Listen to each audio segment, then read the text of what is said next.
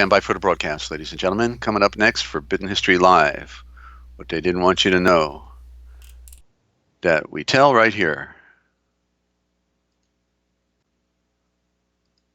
Still time to call your friends.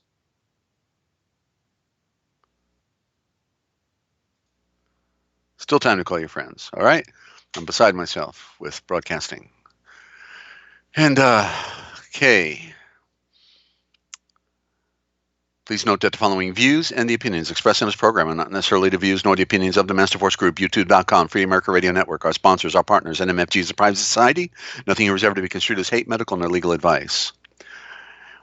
And listen to the Forbidden History prime time 7 days a week right here on the RealPublicRadio.net, because hidden beneath the sands of time lies the greatest of all mysteries. It's the Forbidden History. Unearth for yourself the secret truths that lie hidden just beneath the surface below our feet. What is it that the powers that be do not want you or I to know? Come and journey with us as we explore and dare to know, because it's all right here, coming your way 7 days a week, somewhere out there on the RealPublicRadio.net, Free America Radio Network, Forbidden History Live YouTube channel. Do tell a friend, won't you? And thanks for doing that. Coming to you live from Studio Z at the Lighthouse in Central Ohio and Free America Radio Network in the land of dreams, enchantments, and nightmares. It's Forbidden History Live, what they didn't want you to know, that we tell right here. Ladies and gentlemen, stand by for the broadcast. Still time to call your friends.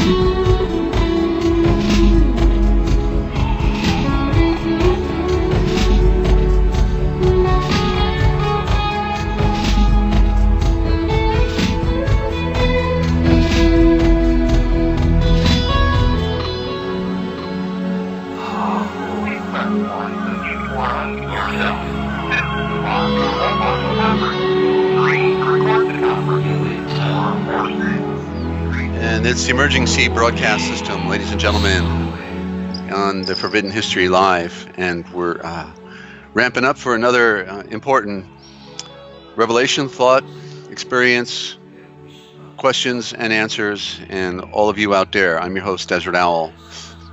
We are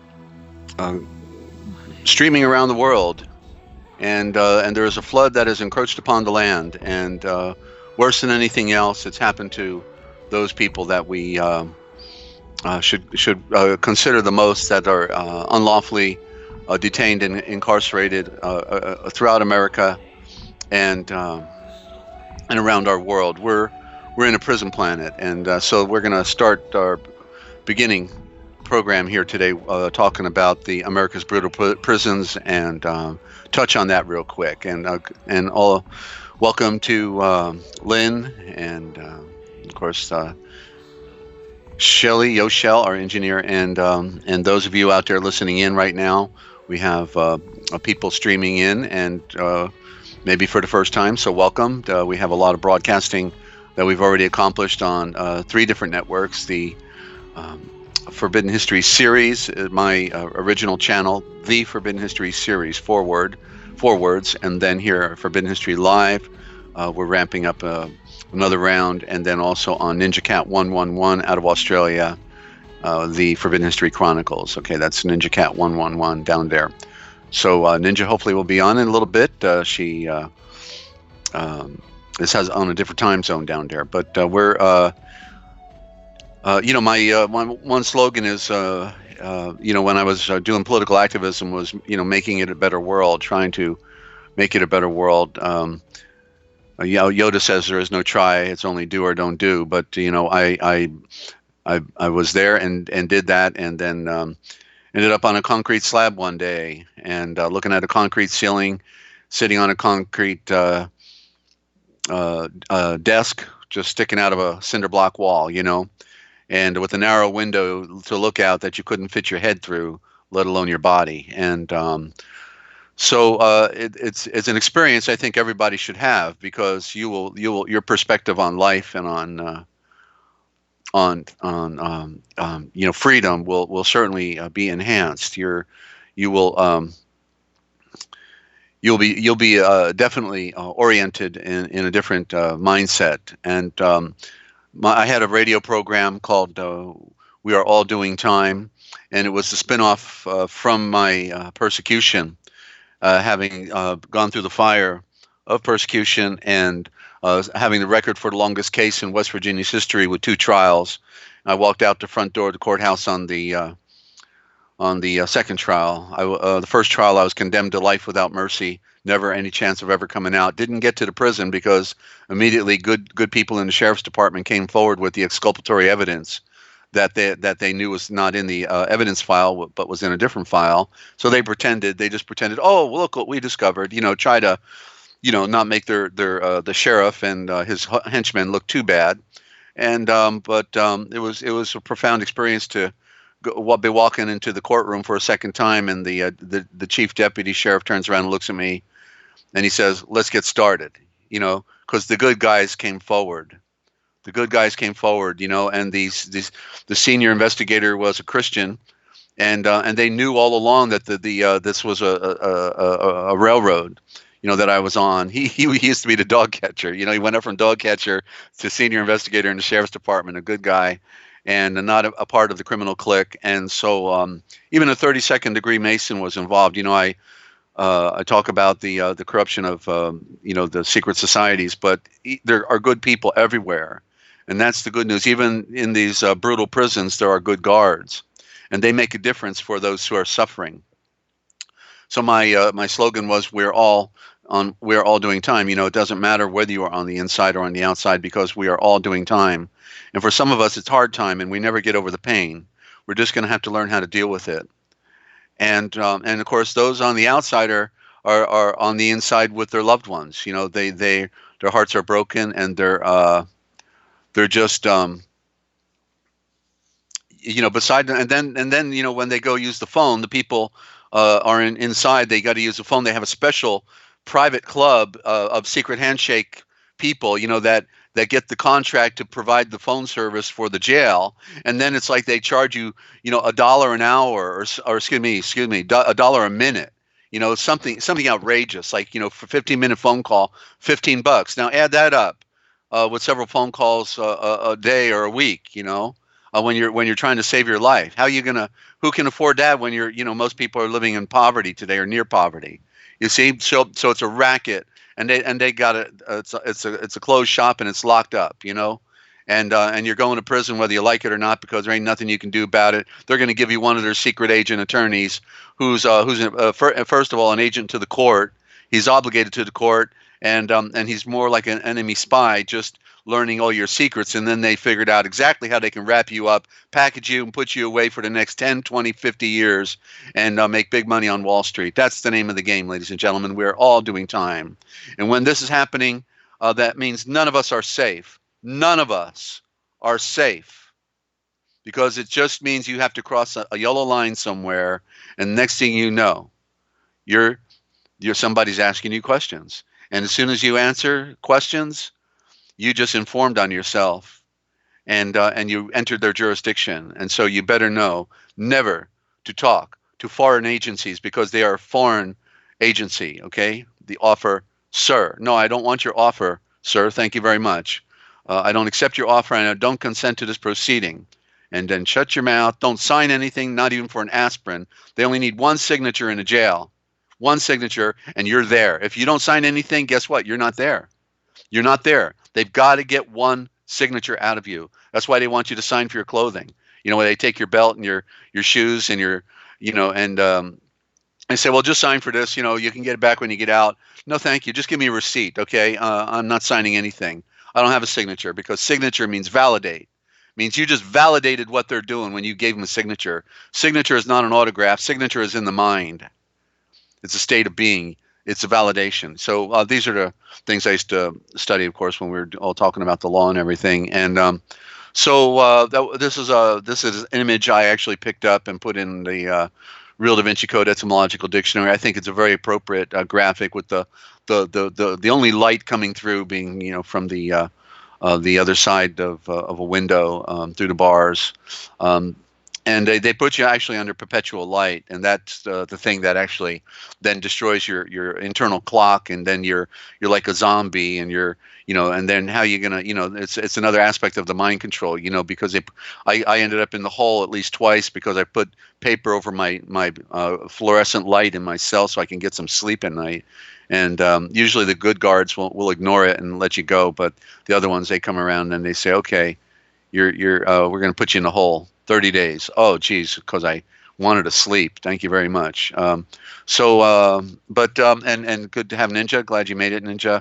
And want to welcome any new listeners out there to the broadcast. I've been through the meat grinder, and so I know the score. And when I was in that situation, of course, I talked to a lot of people coming in and out of the prison system. I was there for 26 months.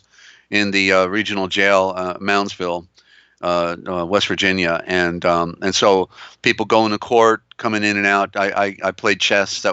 Played chess with a lot of them. These were the best chess players on earth, because that's all they did in prison was play chess. So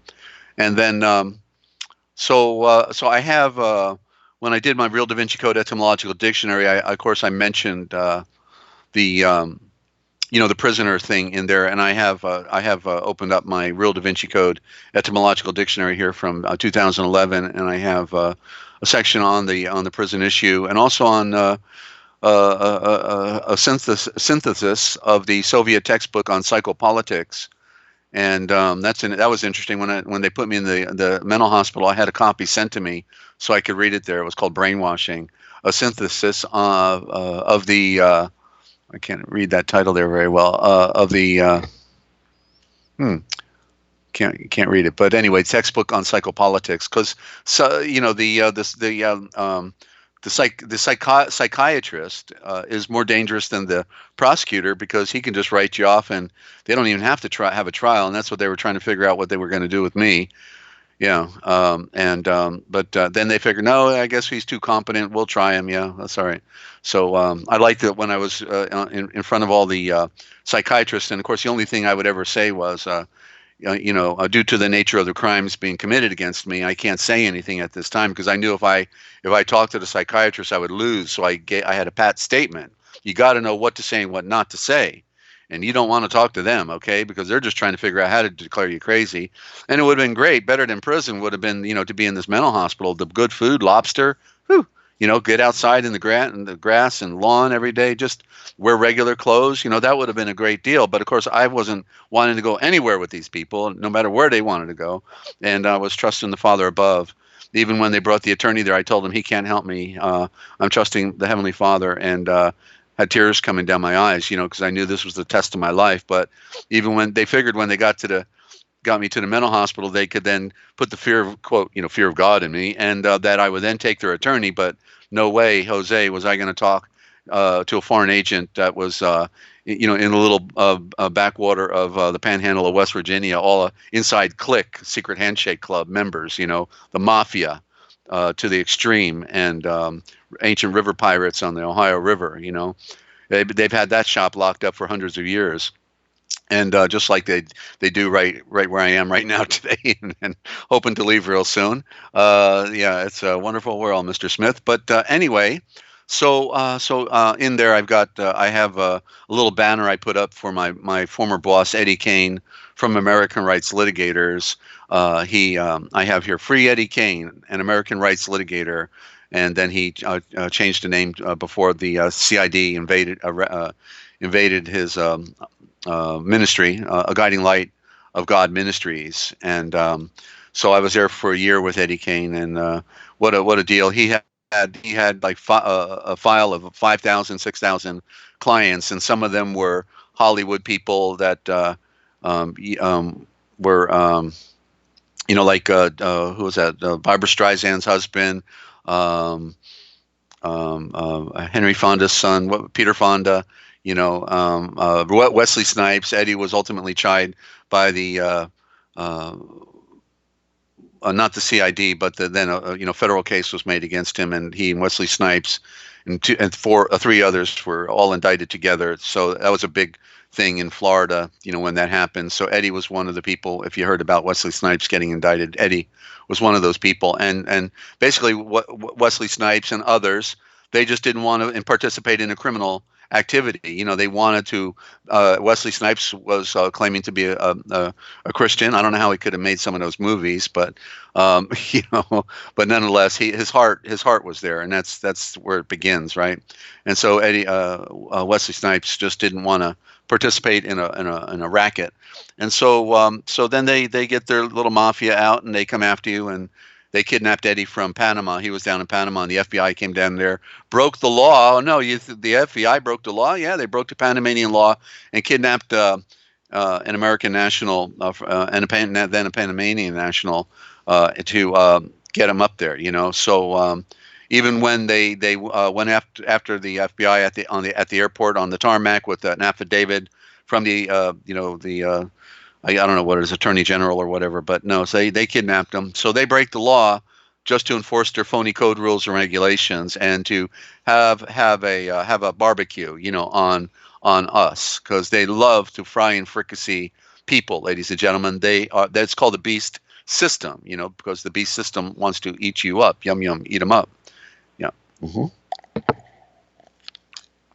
So I have a little bit of reading here, and this first one is I guess a comment on prison. Let me see here. What's the okay, so prison is definition. Let's see here. Approximately 70% of the people who are in prison in America today are innocent of having harmed anyone. Okay, they broke some statutory code rule regulation. They never stole anything, broke a contract to their knowledge, nor committed battery against anybody, and they're in prison, and they're being tortured, they're being beaten up, they're being starved, they're being put in the hole, they're being denied every natural right that anyone ever should have. Okay, they're innocent of having harmed anyone or having been and have been deceived into accepting the unannounced fraud of modern day peonage, which is volunteer slavery contract. You signed the bottom line. The so-called judges have been quoted as repeatedly saying that everyone who is in prison today has volunteered to be there. I don't know how many times I heard that. They said they volunteered. You volunteered. That's why you got to say, no, I do not accept your offer. I don't consent to this proceeding. I don't know who you are. I don't understand anything. I reserve all my natural right, not constitutional rights, because that's something they claim to have given you. They can't give you anything. Anyone that can give you something can take from you. They didn't give you anything but a lie.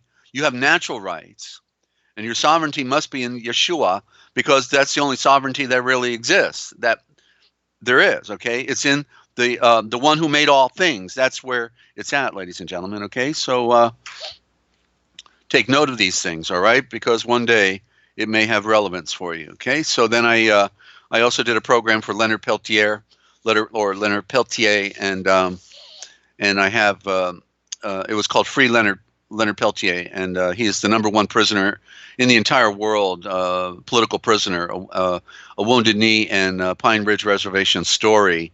And so you may remember back in the 1970s, some FBI agents were playing games on the reservation and ultimately got killed. And then they framed Leonard. He never shot anybody, never pointed a gun at anybody. He was just there trying to protect the men, women, and children, from the violence that the government was. So because a couple FBI agents got killed, they had to injure some innocent people just to feel good about themselves. And so Leonard, even life is considered 30 years. But even once Leonard a few years back reached 30 years, he's still in there. They won't let him out, and they beat him up in prison and everything. This is the Native Americans, of course, the traditional people, and they get the worst rap of them all. I've got to do one thing, Shelley. So if you want to put on some music, give out some information, just give me 1 minute. I'll be right back.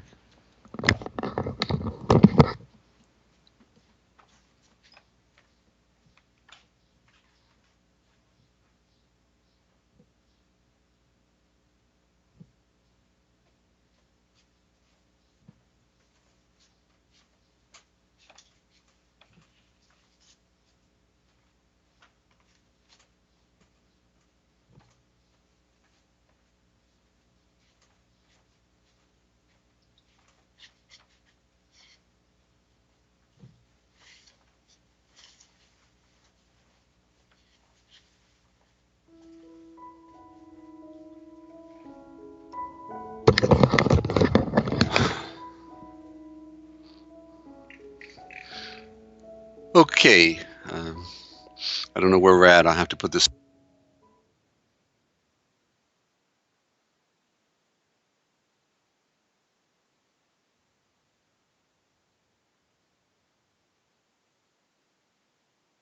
Okay, I guess we're good. So, yeah, we are the realpublicradio.net, and we do get the job done one way or another, ladies and gentlemen. And hey, I see Kip is there. Kip, I got an answer to your question. If you can stay with us after I do this mini presentation on prison outreach, then I realized I had missed one of your questions the other day and didn't like leaving any stone undone. Okay, so yeah, and I'm kind of adjusting here today. We got. This is the weirdest thing. Dane Wigington will be on later today, and for June, it's been rather cool, and actually cold at times, and it should actually be hot. So they've figured out actually how to get all the water from the Gulf. Rather, it used to come from the West Coast, direct weather pattern directly from the West Coast or from the North. Now it's coming from the Gulf of Mexico, so they can make sure all that moisture comes up here and therefore creates a covering, while they can then do more spraying that we don't even see above, and then include the ice nucleating chemical agents that will then keep us cooled down, so that people will just think, hey, I think we're going into a winter, a classic third, what do they call that, the I don't know, solar winter or something like that, and yeah, so it's really crazy what's going on. Dane Wigington later today, ladies and gentlemen, learn the truth about geoengineering. Okay, Dane Wigington on youtube.com. So DANE, first word, second word, Wigington, WIGINGTON. Okay, and so a little bit. Okay, so let's talk about Prison Planet. And that picture of the bars was associated with the write-up I did for prison, America's Brutal Prisons. So that'll be coming up right after this. So Prison Planet, on October 9th, 2011, a guest on Coast to Coast. And I don't even remember what I'm reading here, because this is 2011, so I'm refreshing my memory here. On October 9th, 2011, the guest on Coast to Coast Radio was Charles Smith. He, an insider who has come forth and spilled almost all the beans. He said various U.S. as well as most foreign agencies have had the capability for years to spy on everything anybody does. That means telephone, landline, or cell, Skype, email, mail of any kind, wire transfers, bank accounts, anywhere in the world. Now, here's the real scary part. He says various governments, including, of course, our own. No, it's not my government. I don't.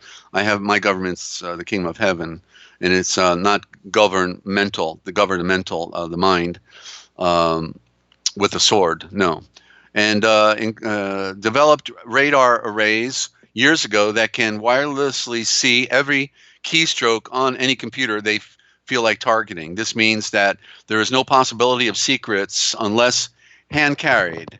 It is so prevalent throughout the world that the U.S. regularly sells its secret fighter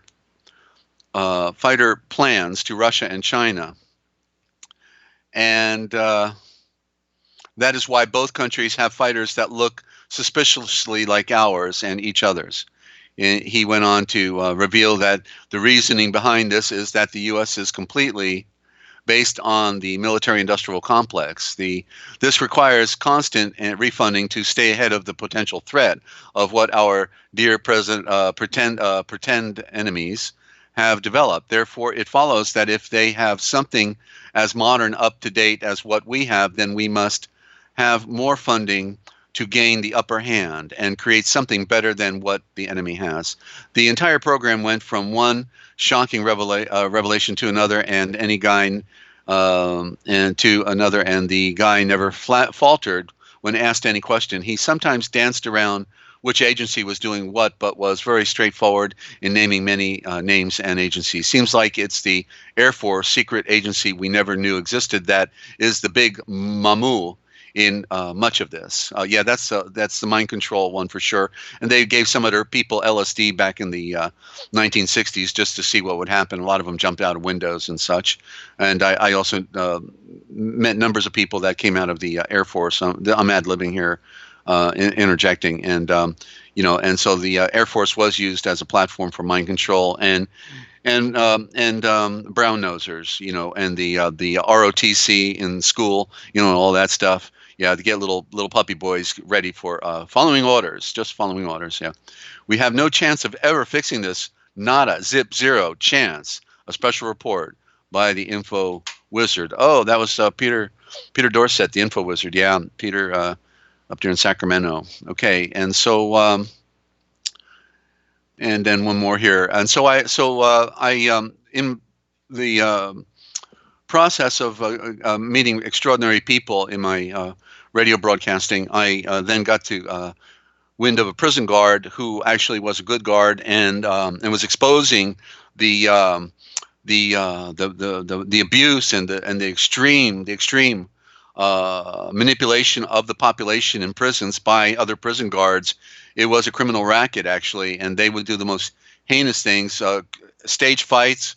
Put a black guy, from the black clique in with a white Aryan clique. They proverbial haters of each other, so to speak, and then they put them out in the yard together and take bets on which one was going to kill the other one and things like that. Just absolutely astounding.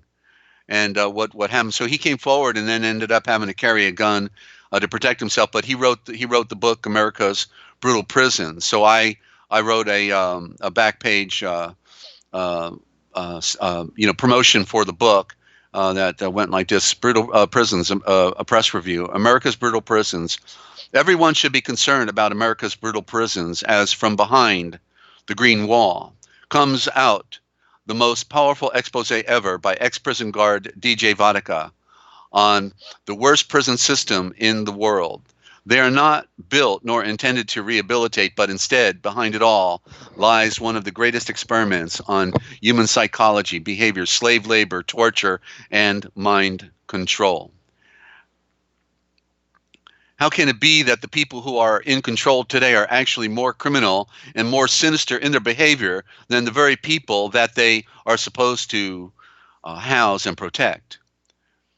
May God help our helpless prisoners in America today, who are now reduced to being captured, chattel property, and legally dead, while approximately 70% of those who are in prison today are actually innocent of having committed any real crime.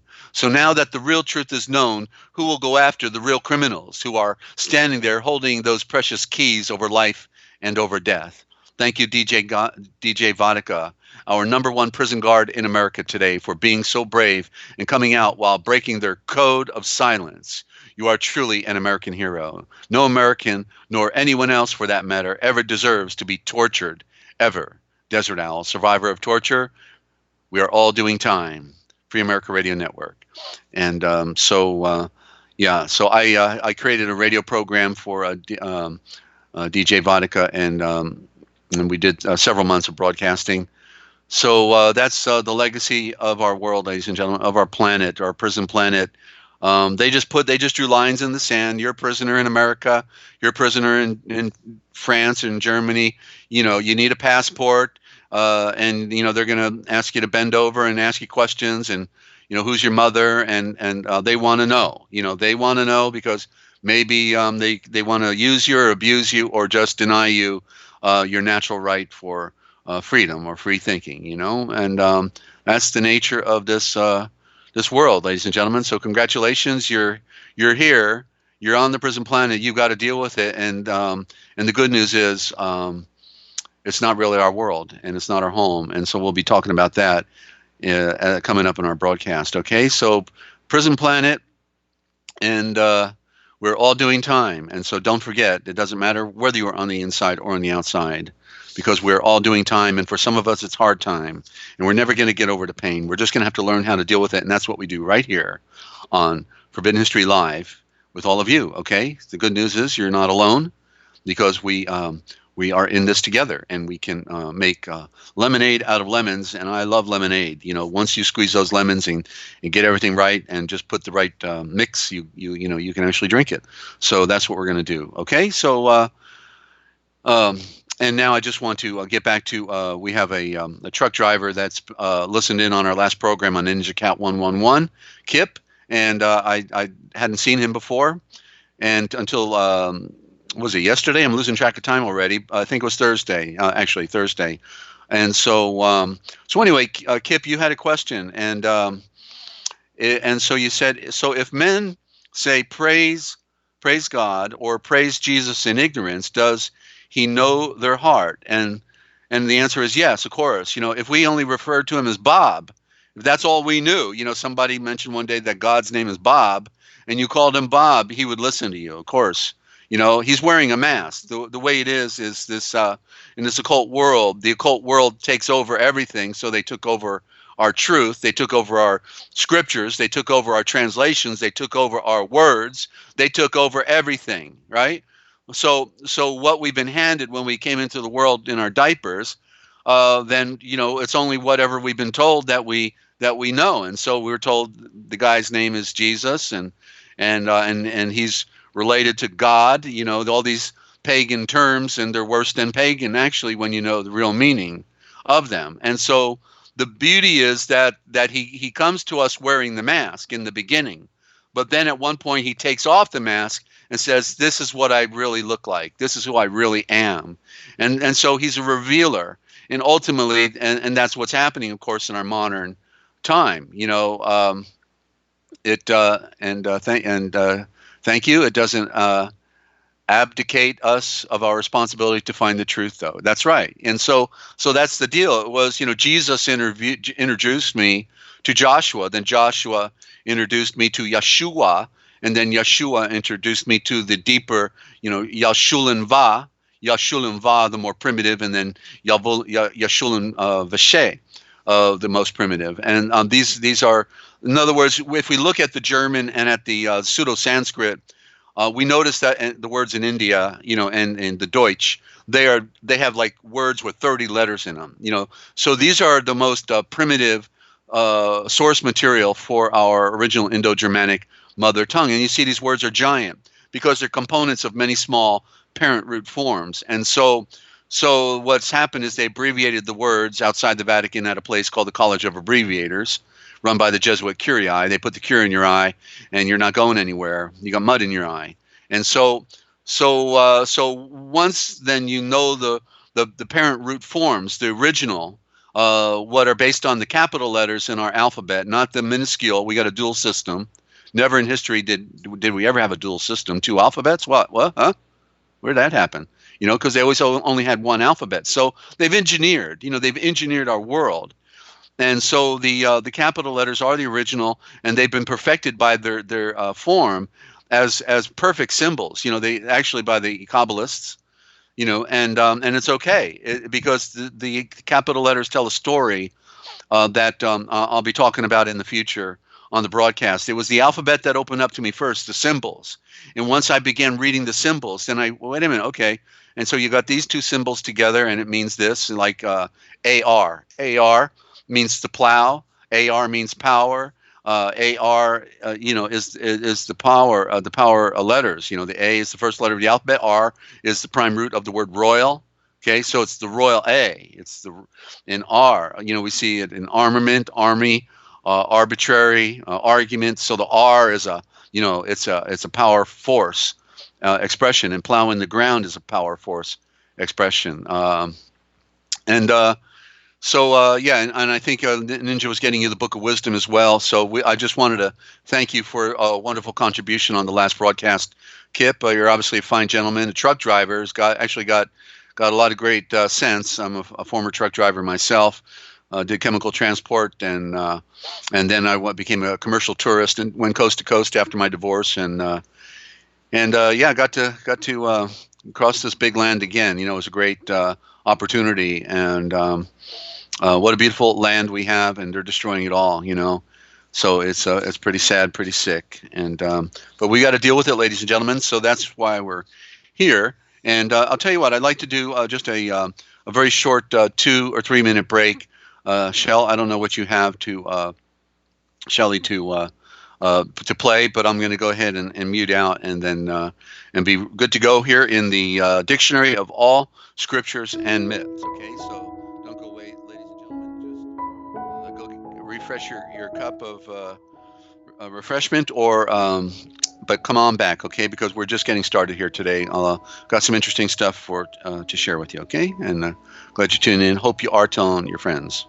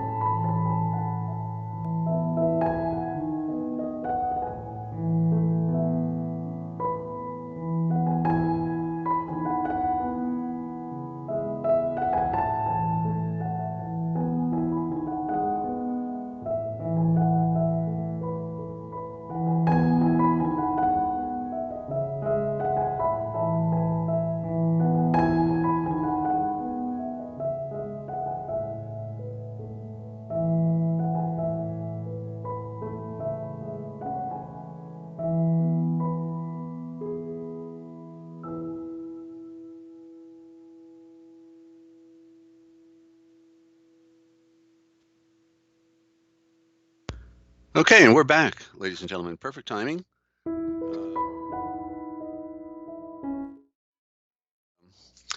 And we only do this on a song, a wing, and a prayer. You know that, of course, right?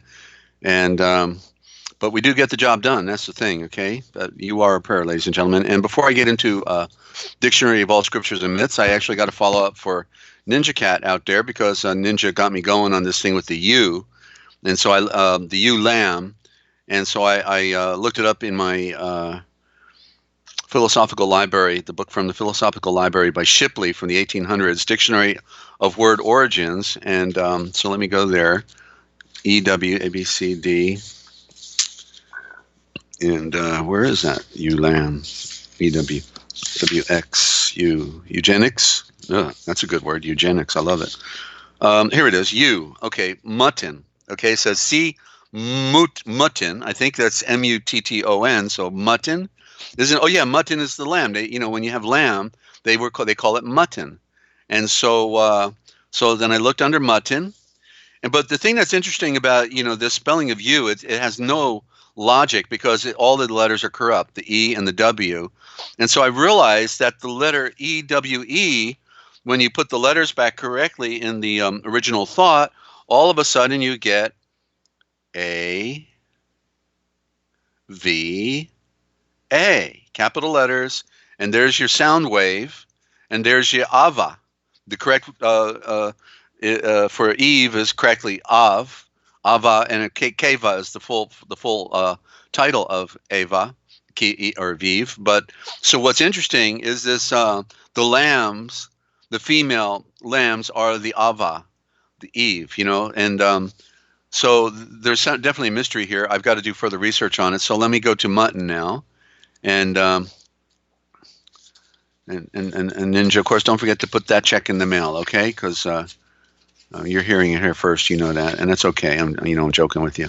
Okay, so so under mutton, in one of Sir Walter Scott's most popular books, Ivanhoe, 1819, Wamba the Jester delves into etymology for girth, the swineherd. Oh, that's interesting. He points out that while the domestic animals are alive and must be tended, they are simple Saxon calf and sheep, cow, pig, swine, and the rest. But when they are dressed and ready to be served before the Norman conquerors, they are Milford Norman, okay, French in parentheses here, veal, pork. Oh, in other words, the nature of it changes, and then they call it veal and pork and mutton and beef. Okay, so the transition from calf, sheep, cow, pig, swine then becomes veal, pork, I think for poke, and mutton and beef. Had Wamba looked a bit further back, he'd have found several of the words common Aryan. For these animals were early domesticated, and their names are old. Veal is via Old French for veal, or vedel, from vitilis, diminutive of vitulus, calf. Vitulus itself is diminutive, and not of vita, which would mean life. It is a lively little one, in other words. So I don't know. Let me see if I can just go down and find where the mutton is, okay? Because I don't want to read all this. There's lamb. Lamb is a common Teutonic, but I think it would be the B is a corruption because it's lamb, Lam, no B needed, because you notice the B is silent, right? So so that's interesting. Teutonic being, of course, the from the Germanic. And there's lamb. Anglo-Saxon lamb, sheep, ewe, or ram are common Teutonic. Okay, so there you go. Anglo-Saxon ivu. Okay, so I know the W is a V and the U is 2 O, so it's ivu. Sanskrit ave. So it's interesting that it's got the it represents the mother. Basically, it's like saying this is the mother's food. It's the mother's food because, it's such a beautiful little creature. Not like a goat that'll butt you in the back when your back is turned on it, but the lamb is just the most innocent of all creatures. It is so precious. They don't want to hurt nobody. They just want to be left alone and eat some grass somewhere, and go ahead and shave my wool off if you want my wool, but please don't hurt me. And, yeah, that's why it's called the Eshaf, because it means the royal eye of creation. Is talking about that's the innocence that we're supposed to have, So that's a little bit. Okay, it's not the full story. I'll have to keep an eye out for it, Ninja. If I find anything else, I'll let you know. Okay, so and I hope everybody out there is really into words, because that's what we do here. Where the words are eshavors, of course. In the beginning, it said in English was the word. Wait a minute, is the word? And then it said in the Greek was the logo. I think it is the logo. But I guess the question then is, what is the logo and what is the word? And put an S on word, you get sword. So what is the sword? If it's a logo, and it is the eshavor. Thank you, Shell. And so eshavor means the royal. The royal center, the eye of the royal center, okay? Vor for vortex, Sha for royal, and A for the eye. There it is, okay? The eye of the royal center. That's what a word is, right? It's the royal center. We're right in the middle of it. We are deep into it, and we're unfolding the big scam that they played on us. It's a royal center, but they destroyed the royalty in this thing, you see. And so Kip is asking why the assault on the truth of these symbols new to this. Oh, yeah. Well, because it's about controlling our thinking. Mind control means they control the symbols, they control the narrative, and so it's been a shell. In other words, they have to cover the real meaning of things. They don't want us enlightened. They're claiming to be the Illuminati, which is Illuminazi, and the word Nazi is Nazi, more correctly Nazare, and we talk about this also. You see, so why would they be proud of being what they call Nazi? Why doesn't anybody ever tell us what the word Nazi means? And how did it end up being in the word NASA? NASA is Nazi, you see. And then they put right on their logo the red serpent tongue. I don't know if you got that graphic, Shelley, but NASA with the red serpent tongue, and then they've got the little sperm going around in a circle. You can look at it real close and realize that's the sperm. Correctly, sporum. Forgive me, sporum, which is the serpent going around, and they're saying that we are the serpent in the logo of NASA. Okay, and it's in the dictionary. Shelley, I guess it's one of those graphics you didn't have up, but that'd be a good one to get. I think Ninja puts it up on her site. So if you'd all share that graphic, and we can utilize that, because it's an important one. I don't know if it's on my radio network. Well, I think we could pull. Well, you'd have to pull up NASA logo. I bet you she's working on it right now, so that's okay. So where are we in? And I hope I answered your question a little bit there on that, Kip. Okay, so in our book on the Dictionary of All Scriptures and Myths, I was reading under today egg, EGG for primal. This will be another good example. Actually, perfect example for you, Kip, okay? So because egg is incorrectly spelled, it is correctly spelled AGG. And we see in there ag as in, so in other words, when you say egg, you don't hear the E, do you? You don't say eeg. You say egg. Oh, wait a minute. Okay, so it's an A sound, but they got me to put an E in there. You see, no. It's egg, A-G-G, okay? And remember, the A represents the sun. And so then the question, you always ever wonder why the Mason wears the G on his ring, right? And then here we got egg. There's almost no other word. I think there's one other word in the English that has two G's next to it. I don't remember the word. But and it probably starts with AGG, like agriculture, aggression, or something like that. But I know there's one other. But egg is a phenomena. It's a unique spelling of a word. It's like a non-word, and it's purely based on symbol. Why would you have two G's next to each other, right? Well, but if the G represents the sun, as in gold, gold represents the sun, then with two G's, it's now becoming another code because it's a double. And so what it's talking about is two G's, two symbols that are golden. And what is the other symbol? It is in the egg itself, which is the yolk, right? And so literally, it's the and A representing the sun itself. The A is the I. So literally, what it implies then, in the literal sense of the word egg, it means the second sun, because the first one is up there, and then we find the symbol of the logo, a logo of a logo, in the egg when we boil it and crack it open, and then there it is. Whether we fry it and open it up raw, or boil it, and then we have the hard-boiled egg. It is the second sun. You see, and so that's so we remember this, and so the code is speaking. And there you now know a little bit more of the meaning of this code. It's a deep science because we're talking hieroglyphics, hieroglyphics. And yes, of course, sounds are relevant. Like the word E. E, E. We know where that comes from. Come on, Kip, tell me, where does E come from? E, E. I'll stand by, wait for your answer. I know you got the answer. It's too elementary, you see, because these sounds, they come from nature in one way or another. But of course, the O, now that's not a sound that you're going to hear in nature necessarily, but it is regards the symbol, which is the circle of the sun and of the moon. The O, they make the round shape with their mouth and say, oh. Of course, monkeys do a pretty good job of doing that too. It's rather interesting.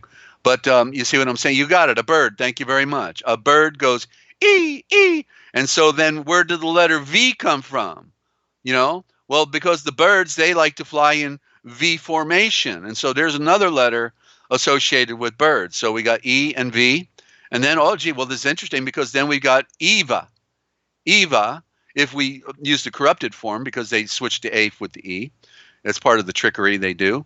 And then, and so what does Ava mean anyway? Well, it's the prime root of aviation, for flying like a bird. A-V, Eve, aviation, correctly A-V, aviation, a star flying through the air, sun and moon, and all the planet and everything else up there, So yeah, so I think you're getting a little bit of the picture here. So I'm going to go ahead now and read about the primal egg, okay? And the primal egg, a symbol of the cosmos, in its in its original abstract conception, in the ideal of innermost state of existence prior to the periods and processes of involution and of evolution.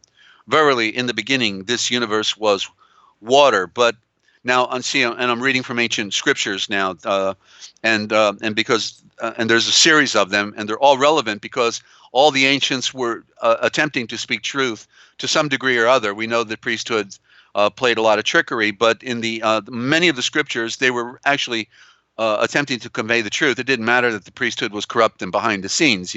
They still like to speak truth. They, it's part truth and part lies. So I just want you to get that picture for our new listeners, because all scriptures are relevant and have to be read in order to prove them out. We've got to prove things for ourselves.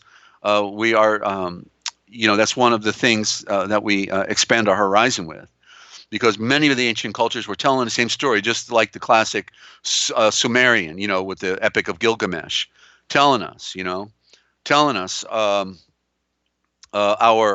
about our true story of creation. It's in the Sumerian. That's an Aryan culture.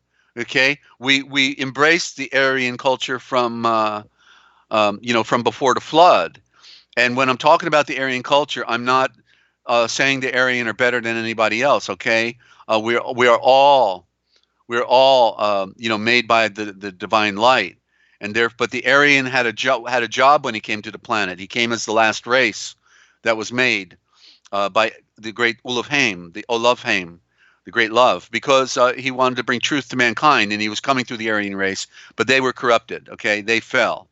And then they enslaved everybody. Okay, they even enslaved the white, their white brothers. Okay, so nobody was left out of that picture. We were all enslaved by our own race, if we're Aryan. But of course, the African got the worst of it all because it was easy to demonize, people of dark color, and then of course even the redhead spotted were annihilated. The ancient Phoenician culture was primarily redhead spotted. They were the Celtic. They were, ultimately today we know them as Irish, but they were destroyed.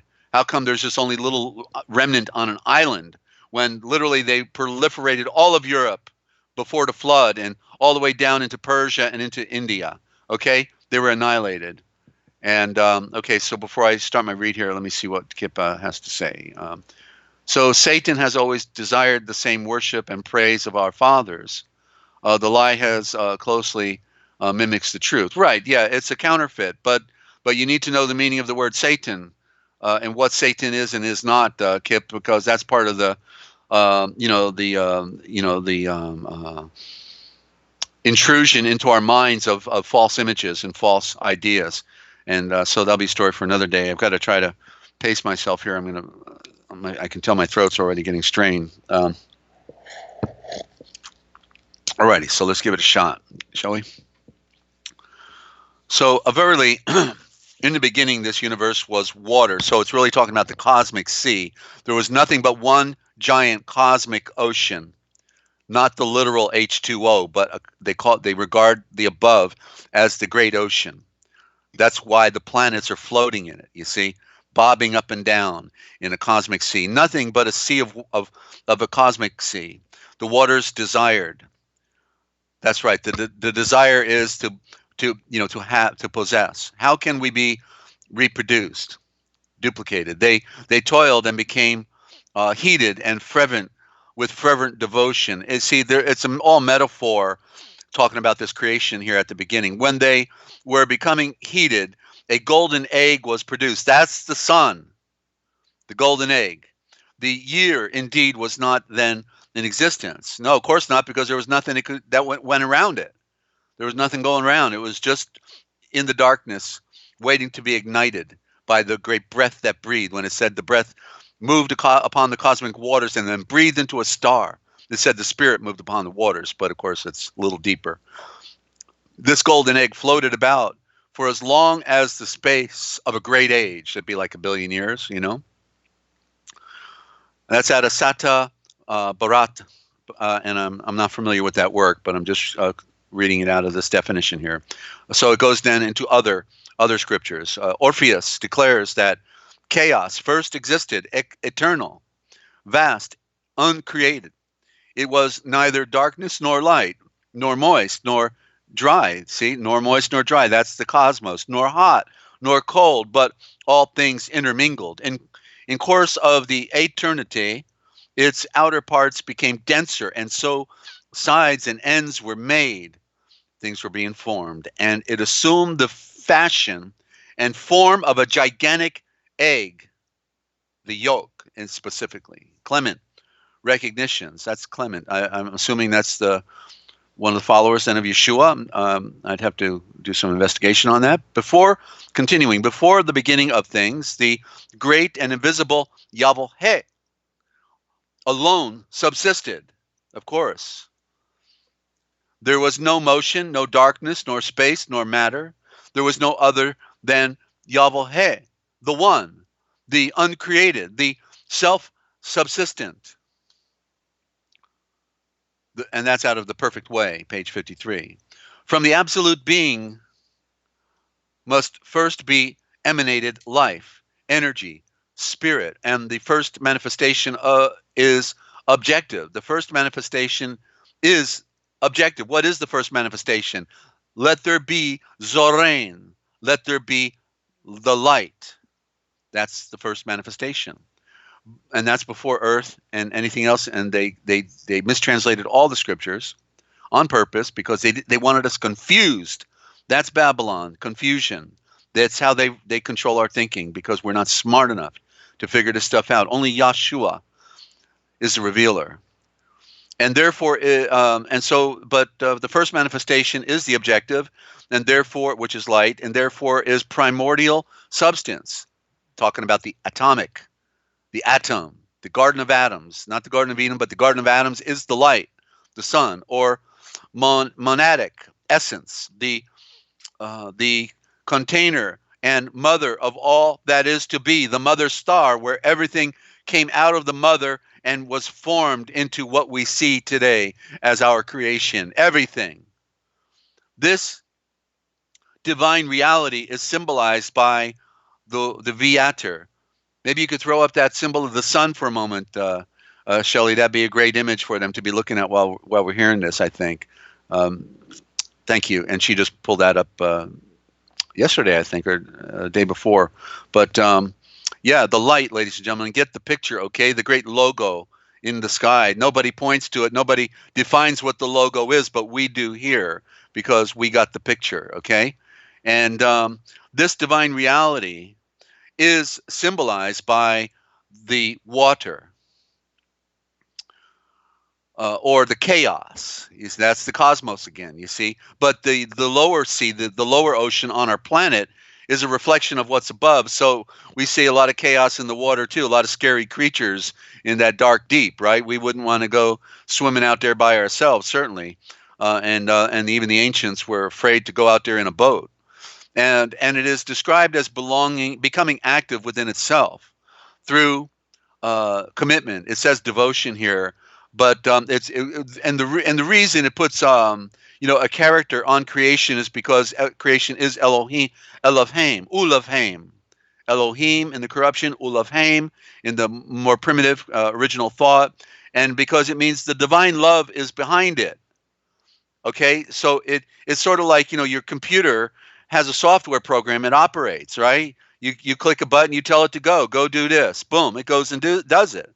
Well, it's the same thing with creation. It works for Yahweh. It has been pre-programmed to fulfill the objective of the one, not to serve the darkness, but to create the illusion that the darkness is in control when in reality the darkness has no control. And it's just all the great illusion, okay? Which refers to okay, let me back it up here. So through devotion, which refers to the spirit within taking on the limitations of matter. There you go, the spirit taking on the limitations of matter. And now I think immediately of the Exodus, because we see then matter being taken over by the spirit, and there's nothing that the spirit couldn't do, right? Walk across that sea. What's the matter, Moses? Go down there. Just put your staff up and point it towards the water, and then get down there and get on the other side. Nothing that cannot be done by the Spirit, and it's the illusion of limitation, but there is no limit within Yeshua and the great Father, Yahweh. And Mother and Father are one, which refers to the Spirit within taking on the limitations of matter in order to manifest itself.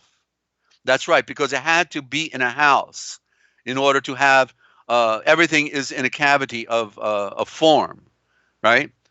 We had to be in a body. It's our grave. It's our temporary fix while we are working on our spirit to overcome this dark lower existence. Egg.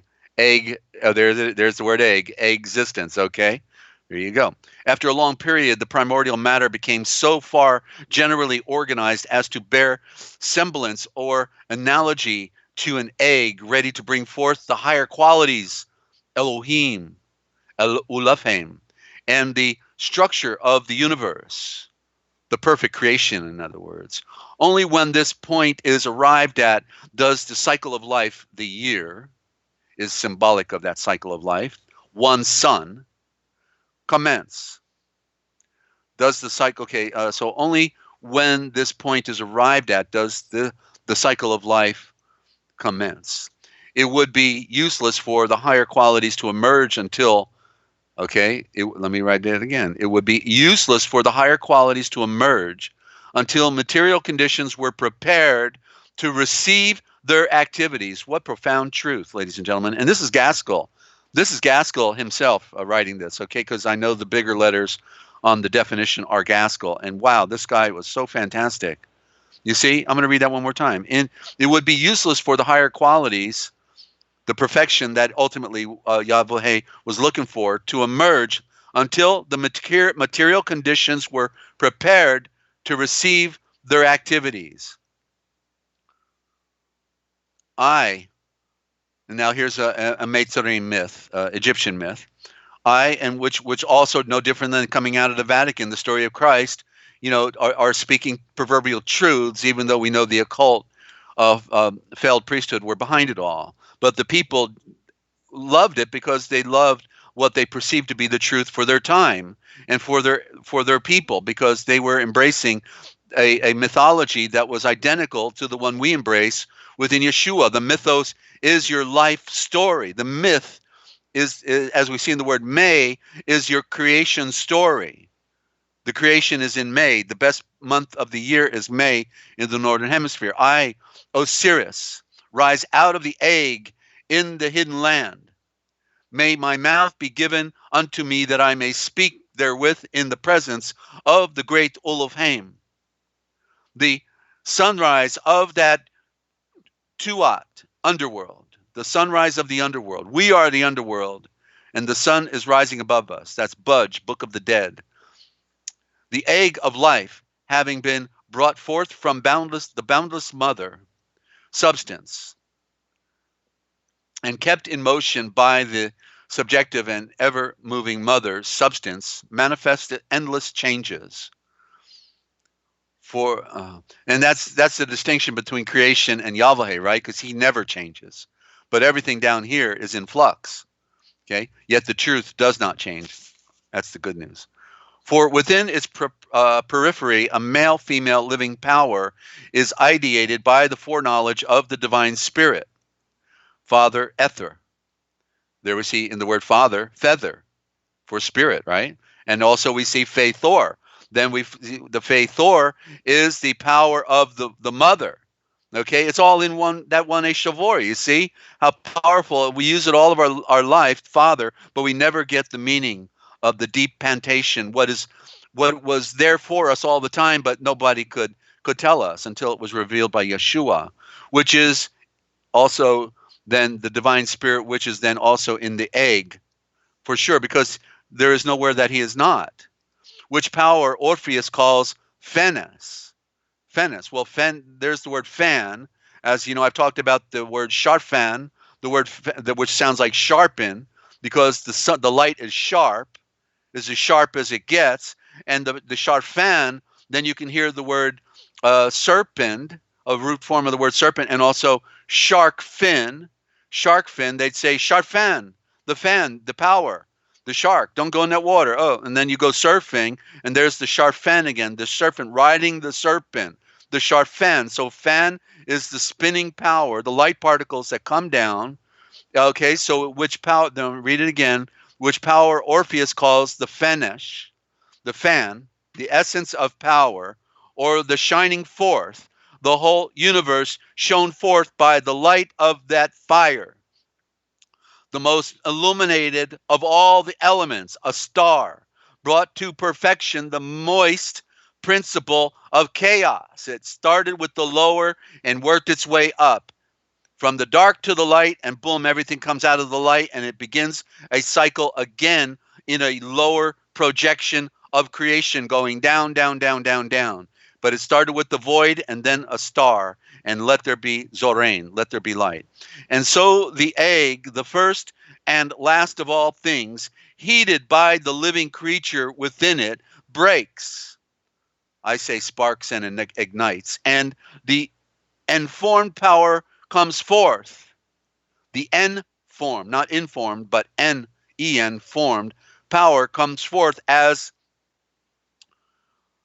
Orpheus says, when the swollen, wide, capacious egg breaks in two, and thus the outer membrane contains the diacomic evolution.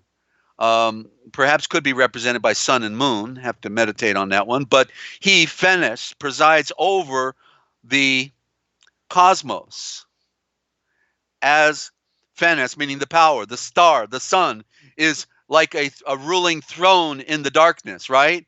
What better symbol could you ever have than a star if you are royal and you are seated on the throne of the sun?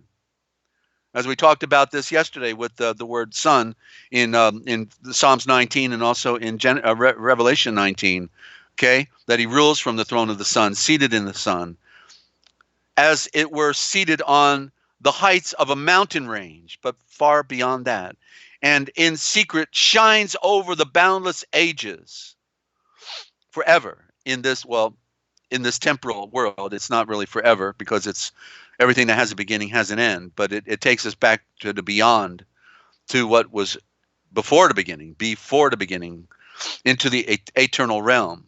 That was Clement of Alexandria. Okay, that was powerful. I got to find out where this comes from. Clement of Alexandria. This work I've got to have. If this, I can't get over it. I got to highlight this whole thing here. I hope you're breathing deep, ladies and gentlemen, and enjoying the broadcast here on Saturn's Day. Saturn is not a happy camper, actually. You know, he's on the outer ring, and it really means soul turn, because it means you got to turn back to the sun, because what comes after Saturn's Day is Sunday, back to the light of the sun. And Clement of Alexandria. Whoa. Okay, let me take a sip here, and then we'll continue. This is a big definition. I am absolutely I was eating this up this morning while I was getting ready for the broadcast here. But you do have to see and read it for yourself, ladies and gentlemen, because it's a work and a walk and a wake. And a wake is a funeral, by the way. Okay. And so there's some food for thought right there. Okay. So primordial matter, the mother substance, or mula prakriti, having been energized and informed, I put here programmed, by the Supreme Spirit, Father Ether, and undergone development through many changes, brings forth that state of existence which are to be the field of action for the higher power of the invisible universe. Okay, the higher power, of course, being Yochelleg. And so, so this is the stage that we're on, and there's a lot of activity, but unfortunately, there's not a lot of people transcending, because they have been deceived by the perceived dominance of the darkness, which is just another illusion. And there's nothing that Yochelleg cannot do, and we just have to wake up from this darkness that has deceived us all of our lives. The first to appear is light. There you go. And then in parentheses, it's got phanes, meaning the power. The fan is the power. The filfot, that's the swastika on the on the Nazi flag, and it means the light particles spinning down, the power of the fan, and it comes out of India, and nobody talks about this stuff, but we do here, implying the union of spirit with matter in its atomic condition. Okay, light particles, atomic. The great Dulofheim breathed, or Yochelleg, who is the great Dulofheim, breathed, let there be light, and there was light. I don't know. Why nobody got that? Or no, it's the occult. That's why it's the occult. They're the ones doing it. Was light? No, is light. And there is light. There will always be light. There always has been light. The true light. And there is light. Okay. And the egg breaking in two signifies the dualism of spirit, the sun, represented by the sun, and matter, represented by the earth and perhaps by the moon, which now, a moon being a solid object with no light in it, but absorbing the light, reflecting the light, and that's what we have to do, which now characterizes manifestation, what is revealed. Spirit emanating from above or within vitalizes the entire cycle of life and establishes the divine order of development in the solar universe. The male-female living power is the spirit-matter union with the condition, which is the condition productive of consciousness, light, in the monad of life. The monads of life. I forgot the meaning of monads. You got to keep looking these words up at times, ladies and gentlemen. But let me just do it real quick. LMMO. I'm over 60, so go figure. All right, MOLMN. Monad. Okay, there it is. Monad of life, a symbol of spirit or of the atomic energy of truth. So even the moon is a symbol, of course, of the spirit and of the Ancient of Days and of Yeshua, the softer, more gentle light, right? Even though then the occult embrace it, and it's occultic, and it's Lucifer also in that, in this drama. So there's the duality. That's why they say there's a dark side to the moon, right? All the sides of the moon get light, but the dark side is the occultic aspect of that. Okay, so there you go. Now we're okay. Here we are. So Orpheus tells us that Phanes is the father of all the Elohim, or the Uluvheim, and that means stars, the moons, the planets. Okay, all of it. That's Elohim. Physical creation, but light projections. Light projections, projecting light. Ulav Haim, the vision in the darkness of the Travain love that exists primordially from before the beginning, and in the one of the many. All the stars are reflecting that Travain light.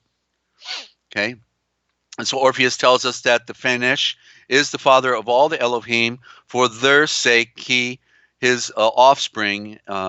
And with forethought for his offspring. We are all the offspring of Uluvheim, and therefore indirectly of Yahweh, because Yahweh is the made Yeshua, who is the first Uluvheim, and he is the perfect creation. But Elohim, then the lower creation, Elohim made us. So we were not made directly by Yahweh, but Yahweh wants to breathe his breath in us to finish us as a perfect creation. That's the great mystery. This is what is not being talked about anywhere by anyone. They can't define it, these things, let alone talk about it in this vein. It is a great mystery, and it is a deep science, and it is our spiritual origin, and it is a fact. Okay, it's a fact that has to be correctly stated based on the things that occurred from the beginning, but of course they want us just to know Jesus loves us. Yes, I know, for the Bible tells me so, and hug and kiss their King James and put it under the pillow at night, and think they got soul novation when they have just bought into another deception. Go spell, right? Go spell, and so with forethought for the offspring, in order that they might have a habitation and a common seat. He found, and that the common seat would be in the light, of course. He found it for the immortal and imperishable mansions. He said that, and that's in Laxtanius Institutes. I'm not familiar with that work. Of these three aspects of Phanesh is the essence of the fan. In other words, the essence is said to be the Father. Okay, we talked about that. Feather, father, faith, Thor, power of the mother, power of the woman, the virgin, creation. Eureka Phanesh, the power, and Metis, the intellect, in Platonic terms. That's out of Mede, TG Hermes, page 165. As in the Rig Veda, the Elohim are subsequent to the primary development of the universe. The higher, I have a note here, enlightened ones, qualities, for El, could not manifest until the way had been prepared. We are Elohim, actually, but until we're enlightened, we're not Elohim. You see, that's part of the great mystery. What were we told? What did he tell Avraham? You will have two seed coming out of you. One will be like the dust of the earth, dirt. The other will be like the stars of heaven, illuminated, enlightened. Not like the phony illuminated who want to drink your blood and rape your children, but the true illuminated. That there is only one illumination. Anybody's illuminated is not going around hurting anybody. And an enduring provision made for them on the higher planes. The three aspects of the higher self, Phanesh, the Sharfan again, the Sharfanesh, are will. That's Phanesh. That's the power coming forth, the will, action, Eureka Feush. That's action, and wisdom is metash, and that's the creation itself. The beauty of creation exemplifies that wisdom. At Aditya, here defined as the sun, is Brahman. Brahman is the original word is Zavram. The sun is saying, so what's it saying? The sun is sovereign. Of course it is. The light is the only sovereignty that exists. And if you're not in the light, you're in trouble because you've got no sovereignty. People who were trying to define American freedom were trying to define sovereignty. And there is no sovereignty in American freedom or on earth. There is only one sovereignty, and that's in Yeshua, who is the seed of the sun of light, and the son of Yahweh. Hey, there's your sovereignty. There's your protection. There's your covenant relationship. This is the doctrine, and this is the fuller account of it. In the beginning, this was non-existent. It became existence. It grew. It turned into an egg. The egg lay for the time of a great cycle. That first period was a big one, 1 billion years. Not 6 days, not 6 24-hour periods. Creation came forth over a long process, 6 billion years. He always was, he always will be. What's his hurry? This shows his greatness, that he's been active in this cosmos for all that time, just for the heartbeat that you are here, for that one spontaneous heartbeat of his that you are here. He prepared all these things in the great mystery. The egg broke open. The two halves, sun and moon, were one of silver, the other of gold. There's your sun and moon, silver and gold. The silver one became this earth. Well, it represented the earth, meaning physical creation. The golden one represented the sky, the thick membrane of the white, the mountains, the thin membrane of the yoke, the mystery with the clouds, the small veins and the rivers, the fluid of the sea, the flowing light. And I have here the yoke that is upon us is the light, ladies and gentlemen. That's so beautiful. You know, the yoke, oh, we're beautiful. Yeah, who is that? Who's the artist on that one? Dali. Yeah, Dali is that artist. He was an amazing artist. He was an occultist, of course. But there you go, beautiful. And so the yoke that is upon us is light, ladies and gentlemen, right? You remember, like if you had two oxen and you put a wooden yoke on both of them and you tie them up, and that way they can't go anywhere but where you tell them to go. And so the beauty is the yoke is saying this is the yoke that you're supposed to have upon you. It is the light. The light, okay? Put the yoke upon you and be a servant of the light. Look at that. We got 21 subscribers. 22 is perfection. Let's go there, okay? And continuing. And what was born from it? That all was Aditya. The sun, all is like we are all a product. The physical creation that we are came out of the sun. Okay, that's the great mystery. That's what nobody talks about. Yeah, his burden is light. Isn't it beautiful? In the beginning, the spiritual monad, the atom's primordial substance, became existent and developed into a fit condition for the manifestation of the divine life. Divine, correctly, is travain. The travain is the tree with the vine on it. The 3 in 1, sun, earth, and moon. The travain is the tray. The tray is the 3, sun, earth, and moon again. 3, tray, tree, tri are all one word in the original Indo-Germanic, ladies and gentlemen. They trached us. They pulled out our trachea, and we've got to put it back. After a cyclic period of preparation, the condition, egg, permitted of the interactive duality necessary to the emanation of all of a universe of creation, an efflux of spirit burst forth from within, distant, and note here, the wind moved upon the face of the deep and breathed, and there was a star, separate yet united, one to the atomic matter which we are all of, on which to operate. The only way we can operate. The most powerful is not the sun. The most powerful is the smallest. It is the atom. The atom is the most powerful. That's the great mystery.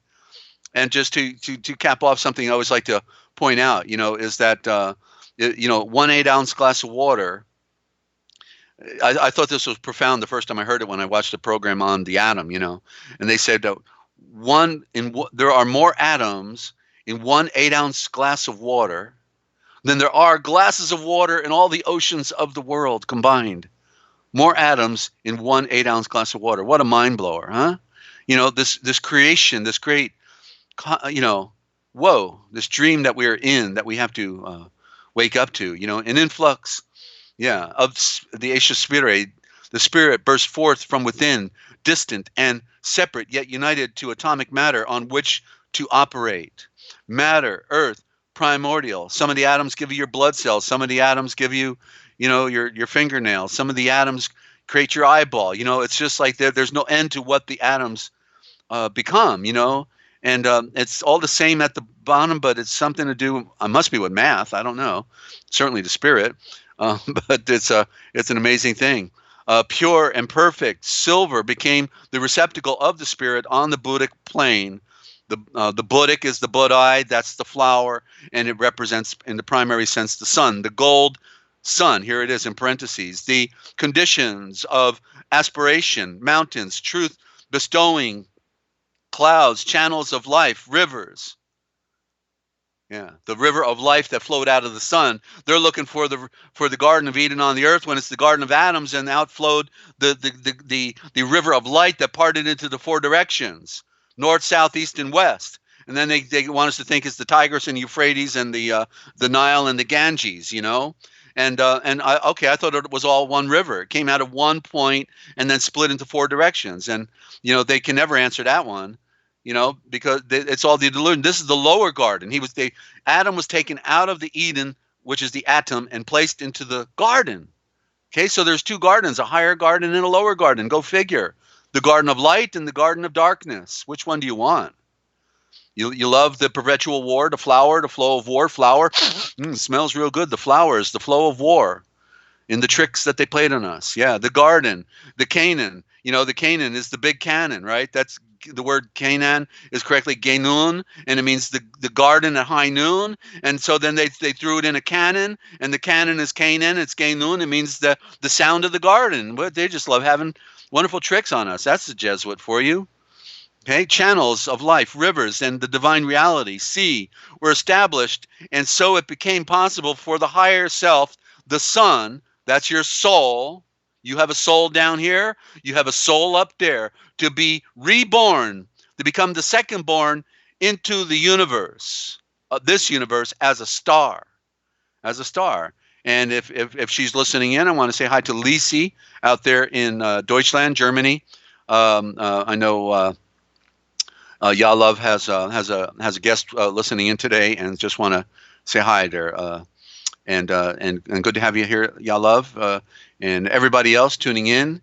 And I know that we're people are stopping by and say, "What is this?" And then the next thing you know, they're out of here, and they never stay long enough to really get the picture. And it's rather tragic, because we have to hear things that we've never heard before. And we will not get the picture, ladies and gentlemen. And I love that picture of the egg in the sun.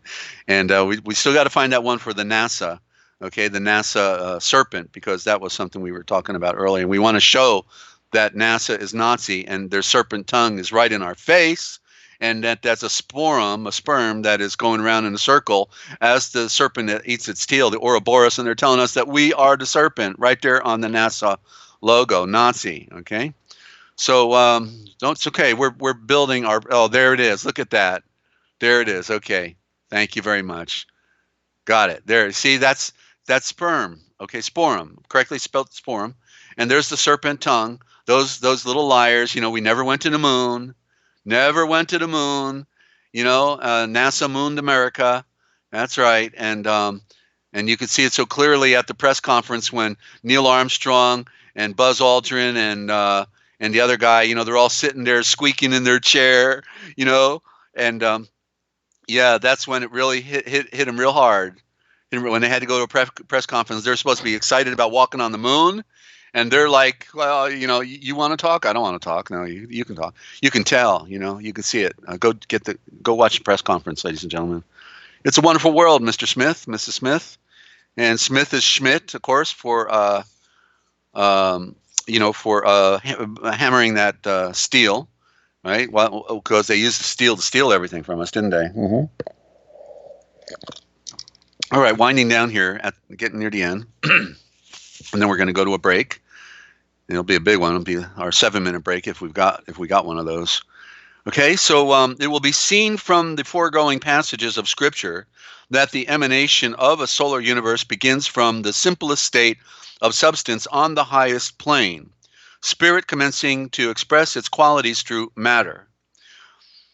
And that long ages pass ere the conditions of existence allow of the advent of the higher qualities needed for the commencement of the process of involution, which starts from the highest and consummates in the lowest, and thereby prepares for evolution, or the final evolution, actually, which is in its turn progresses from the lowest material condition, like being, even being slime, and then to culminate in the highest spiritual state. That's the good news, okay? Doesn't matter if you're slime or dirt or dead, you can transcend. You can be second born, reborn, born new. That which descends into generative states is the monad, or the atoms, or divine substance vivified by the divine life, the Trevane life, the 3-in-1, just like Orion's belt, 3 stars holding everything together, the 3, sun, earth, and moon, Father, Son, and Spirit, Mother, Father, Son. And its first appearance in the sphere of matter and time is not as individual, but as diffuse existence, not as self-conscious, but as simply conscious. But the potentiality of all higher existences is contained and slumbers within it. It is the efficient cause of all subsequent developments. That's Anna Kingsford, Life on Life, Volume 2. And so there you have, ladies and gentlemen, a little dissertation on the egg. You've never had eggs like this before, I'm sure. This is the primal egg. This is the symbol. We have to get the picture, of course. And there you go, ladies and gentlemen. It's what they didn't want you to know, and they hoped you'd never be able to figure it out. But now you got it recorded, and you can go back and listen to it, and do share with a friend, won't you? We're going to take a 5 or 7 minute break here, and then we'll be back, and we're going to get into a little bit of that American history. I decided to do it as a second part to the programming rather than right out the gate. I like putting that our spirituality first, and then we can digress, go into the Forbidden History of America, and by the Informer, absolutely profound work. And then when we do that, we'll be back on some New and Old Testament light by George Lamsa, and a little bit of that dirty, slimy, muddy Talmud, and who knows what else. We'll see when we get there. You did tell your friends. Time to call your friends right now, ladies and gentlemen. Thanks for tuning in and doing that, okay? And want to welcome any new listeners out there as well. It's a big wick, and we got a short candle to burn, okay? And don't go away. We'll be right back.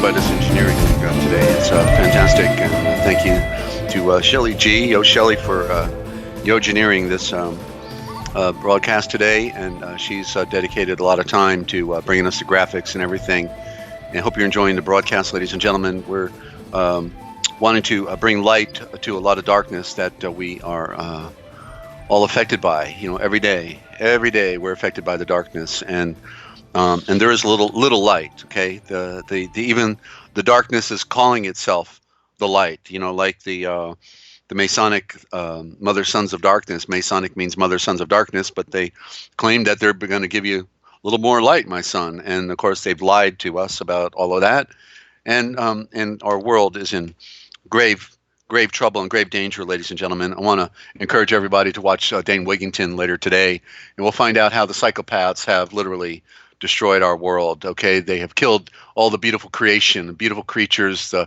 insects, the sea life. Okay, it's basically over. The handwriting is on the wall if you can see and read it for yourself. Okay, we tried to make sense of it all here. It's the nature of the beast. Okay, they're doing their job. They're just doing their job. They're just following orders. What can we say, ladies and gentlemen? They were abused from childhood and by their Illuminati families, and therefore they don't know, they can't think, they can't process. They need another fix. They want to, you know what I'm saying? That they're on the mommy's payroll. They need the tit of their mommy because they've been drinking her milk all of their lives. And so mommy says to blow everything up, let's blow everything up. I mean, isn't that what they did with, the Twin Towers, of course, right? They got us, the brain dead people to think that it was foreigners when it was actually, the secret societies and the Israeli Mossad was at the top of the operation. And they had a party the night on September 11th, 2001, when they took it down, and they danced and they partied all night long for the 3,000 people that were burned and smashed to the ground and eliminated by a 15 megaton thermonuclear hydrogen bombs that were in the basements that literally allowed the entire buildings to turn into dust and to fold in upon itself, but there's still got people talking about thermite, or detonation, and they still don't get it. They need to watch The Third Truth by Dmitry Kozlov, The Third Truth, because this was a Soviet expert on atomic munitions, and it was all open knowledge that the blueprint for taking down. There had to be a blueprint according to law. How would you take down a 110-story building? Well, their blueprint was, if we detonated a thermonuclear device underneath the basement, not in the basement, but underneath the basement, just at the point where it touches the basement, when it creates a round cavity, everything will fall down into it and dissolve into dust. That's how you take down a 110-story building. And that's the story that nobody's talking about. Even when the truth comes out, nobody picks it up, because the propaganda, the diversion, or the sensation of, there's a hurricane out in the ocean and they have some special microwave technology that they twisted the metal or something other, they can't, even when you can put it on the table for them, they can't eat it up, because they're just, it's got to be, Star Wars. It's got to be something other, So it's difficult to make sense out of this crazy world, ladies and gentlemen. It's a full-time job, actually, and that's why I haven't had an automobile since 1996, because it wasn't in the budget, but I wanted to know, and I knew this wasn't my world, and I said, okay, I can walk and stay healthy, going everywhere I go, and then in the meantime, but I can't go back into truck driving. That was the bottom line. Kip, I know you can appreciate what I'm talking about. I could have gone back in a truck, but I never would have went home, and I never would have been able to hit my books and to learn. Yeah, I call it slave driving. It's like being, anyway, I'm glad we got good people out there like Kip tuning in, fellow truck driver. I don't know if you knew this part of my story, Kip, but I had United Truckers defending the Constitution. I realized that the trucking lobby was probably the biggest lobby in America. 7 million truck drivers go everywhere, carry everything, go underground, ex-military, and so then that's when they came after me with MI6, and I lost my house on a lake and a dock and a canoe and reputation, and then yeah, and basically just recovered from that insanity into another one that came after it in West Virginia. Another story for another day. So, but anyway, glad to have a fellow trucker tuning in today, and we're now going to talk about the forbidden history of America before I get talked out again. And I'm doing just a little part of it on each broadcast, so people just have to follow the broadcast if they want the scoop, okay? And but this is actually called the New History of America, but I call it the Forbidden History of America because it's not the new history, it's the old history, and it is the forbidden history. But the Informer didn't have that title, so that's okay. But the Informer is no longer with us. He was obviously a deep study, and I'm very grateful, grateful for the work he's done, and I'm soaking it up right now. I got to do one thing, so just give me a second. If 30 seconds, 15, hang on.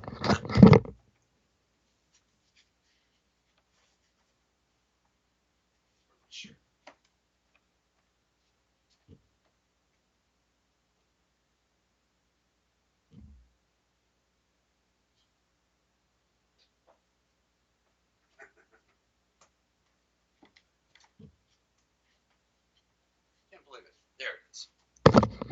Okay.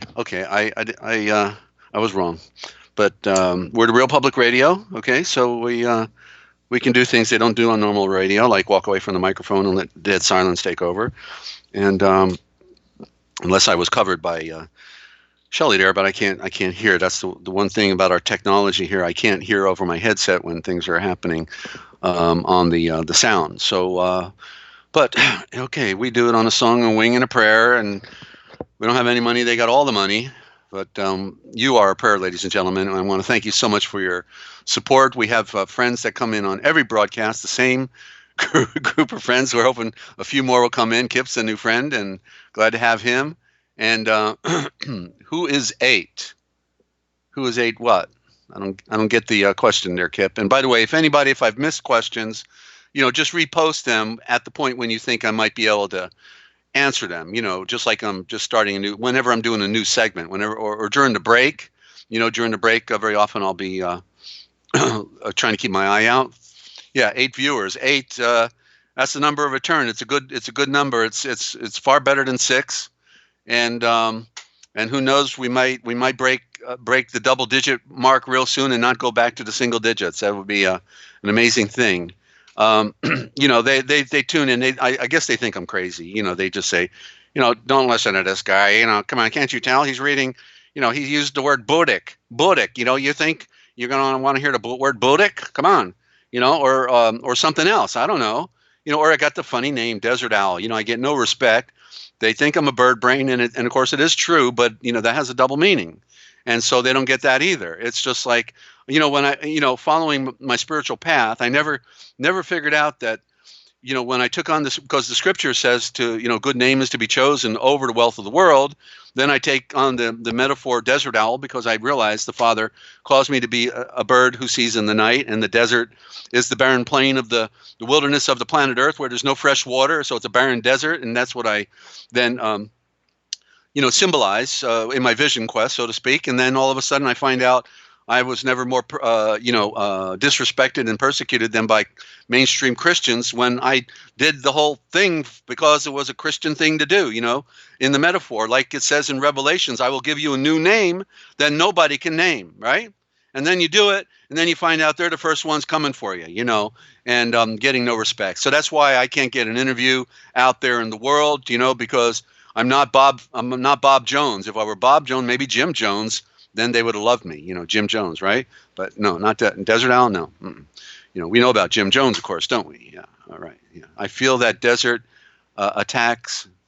You feel that attacks from within, right? Okay, so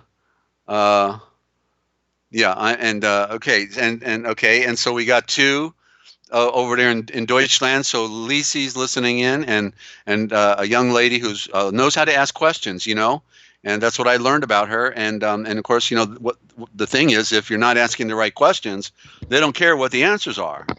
And so you got to learn to ask the right questions, ladies and gentlemen. And you can certainly ask them here, and we are user friendly. We don't beat anybody up here but the beast system itself, and we think any question is deserving of an answer of some sort. So, feel free to participate. Okay, group participation, and it gives my voice a break. You can call in as well, and we got 2 ways of calling in, or you can text a question.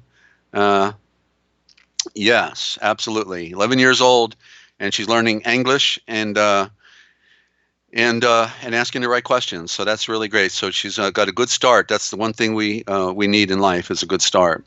So Chapter 2 in the Forbidden History of America, the emergency war powers used in the beginning. I think this is worth another gulp. Hang on a minute.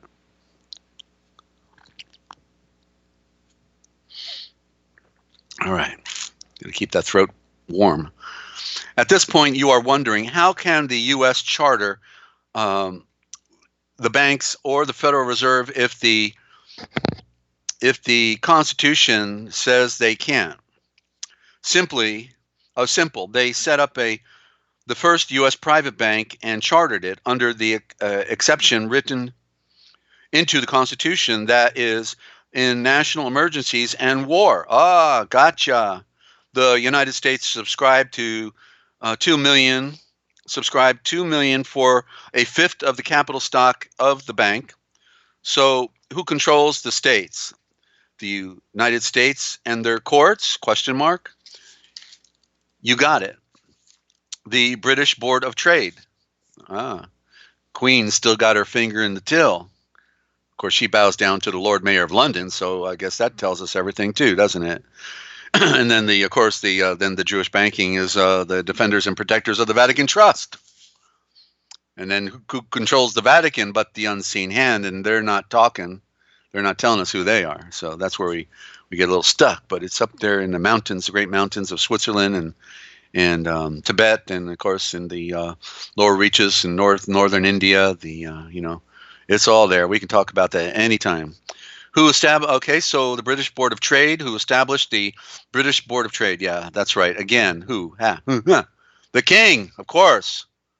Of course, he only gets one move at a time. The Queen's really the broker there, right? Oh, well, what else is new that you don't know? The United States replaced the king. I think it was King George III, was it not? That was really George Washington. In 1730, the king sent a new royal governor to North Carolina and demanded he tell the assembly to require registration, that's Regis frustration, legal frustration, registering with the king, of all the land holdings so that an accurate rent roll, tax list, could be sent the crown. Now, there are 2 governors existing in North Carolina. The assembly received complaints that tax collectors were demanding 7 or 8 pounds in local currency for every 1 pound sterling owed, to which they threatened to add extravagant charges if they had to seize property for payment. Shades of the present day private IRS based in ATF and taking orders from the Secretary of the Treasury of Puerto Rico. That's Rich Coast, the rich port, defined in 27 CFR, Code Federal Regulations 250-11. I thought you would like to see that we are still not free and never have been. So much for their constitution that was to keep the government and those private concerns that they hire in check. For God's sake, people, God is the Pope, of course, for God's sake, people, will you ever learn that when a county of the state demands a rent roll tax in the form of property taxes, it is telling you that you don't own the property at all. For if you did, then the county would not sell it or for delinquent taxes. If you lost your job or came upon hard times, at least you would have a roof over your head and and not have to come up with extortion money to pay the taxes. This has gone on since the Declaration of the Interdependence, and revolution was supposed to free you, or so you thought. Nothing could be further from the truth after reading just this far into the book. Wait, the information from the informer gets even thicker. Will the real sheriff stand up? Well, he only gets his share if he does his job. That's why he's called the sheriff. If you do your job in collecting those taxes, you get your share. If you do your job, okay? So let's find out. Despite Anderson on sheriffs, of which I have and read both books, I had a copy of it once, and contrary to what most people believe, the origin of the sheriff in America is not what you have been taught. That is as protector of man's rights. The reason being who he was at this period.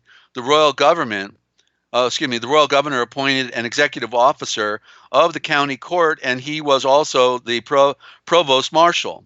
In 1738, this title was changed to sheriff. Whoa, okay. And the proprietors had to enforce the act of the British Parliament, so who better qualified to do this other than the provost marshal? Provost in Webster's dictionary is defined in many ways, but generally it means a person or individual. Person is serpent when you respell it. Who is appointed to superintendent, well, I guess he would be a serpent anyway, wouldn't he? A person who is appointed to superintend or preside over something. A provost always answers to a mayor, president, a king, and so on. It does not mention him reporting to the people, does it? No, he can't. Although he goes through the election process of today, to whom does he really give allegiance? Well, I can tell you the sheriff that went after me sure wasn't serving me. He was trying to put me away forever. He actually committed the crime. He's responsible for the death of somebody, and then he frames me for it. Wow. Yeah, that's the way they did it there. He's just following orders, of course. In a mind control state, the people. Wait a minute. The people. Okay. Wait a minute. Let me back up here. Okay. To whom does he really give allegiance? The people? No. Or does his oath go to the government of the state via his constitution? If so, his allegiance is not to the people, but to the corporate establishment ruled by the governor of the corporate state. Therefore, governor, he is still a provost marshal. To whom did the sheriff of Nottingham report and collect revenue? Aha! He was not Robin Hood, was he? You would report a crime on a military base to the provost marshal. We are still under the King's War Power Act and are considered the enemy. So all of the other War Powers Acts then were just an updated version then, apparently, right? Mm-hmm. They just added icing on their cake by other war power. I was just saying that, by other War Powers Acts in 1812 and 1861 and 1933. It was a very good year. And each state and the United States has since then restated the Emergency War Powers Act as late as even in the 1990s. It will forever exist until 12 U.S.C., United States Code 95, which is not the law but evidence of the law, is repealed in its entirety. United States Code is a code. Remember, it's a code. It's not the original. You got to go to the original enactment, which includes Section 5B of the Trading with the Enemy Act of 1917. Don't you just love the Constitution that you said you loved so much and had a great hand in creating and supporting all your life? And tomorrow we'll be in Chapter 3, ladies and gentlemen. That's right. We are got a little constipation with that Constitution, it looks like, and it's what they didn't want us to know. And I had the United Truckers defending the Constitution. Go figure. Okay, it was while I had the organization that I figured out it was a dead dog and irrelevant, and couldn't support it anymore. And that was a hard thing to wrap my mind around. Wait a minute, then what do we got left? Nothing. Oh, geez. And then finally figured out, yeah, it's not our world. It's not our country. It's not, It's an overlay. It's a pretend nation. It's a corporation. Looks like, sounds like, acts like, but it doesn't. Well, it depends upon what you call acting. Acts like, but it is not our nation, ladies and gentlemen. Yeah, those truckers are really united, aren't they? They're slaves, and then the 5% that were the union truckers, in the what do they call that? The can't remember anymore. But yeah, they're run by the mob, So Teamsters, the Teamsters, anyway, let's see, where are we at here? I want to go to just a 3-minute break now, if we could, and then we're going to be in New Testament light. We'll do the Babylonian Talmud, and then perhaps we'll wrap it up for today, ladies and gentlemen. We're now under constant surveillance. Oh, no doubt, you got the little bubble on top of the truck, and they know where you are every 4 minutes or something. And wait a minute, we got a call coming in here. Looks like we've got from down under, or is it over? Ninja Cat 111. Hey, Ninja.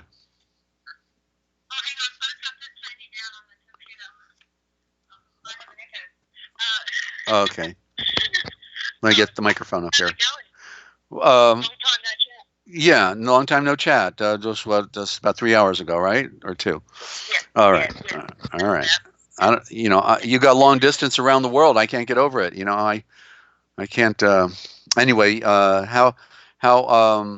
what's up? What's down? Under? What's app? Or how do they say what's app? What's app? I should have said what's app. Excuse me. App. You know what I mean? What's app? Didn't understand that at all. What's app? Isn't that what they say today? The app, the new app. What's app? I guess with Apple. I don't know. Go ahead. Yeah. I don't have that. Okay. Okay. But yeah. No, I have a question, and it was too long to put in the chat, and I barely know how to ask it, but I'm going to try. All right. Yeah. Kip mentioned, I'll read it out. Isn't it strange that Queen, Barbara Bush, and Aleister Crowley all look identical? And if you're looking at the chat, you'll see the conversation went on from there. And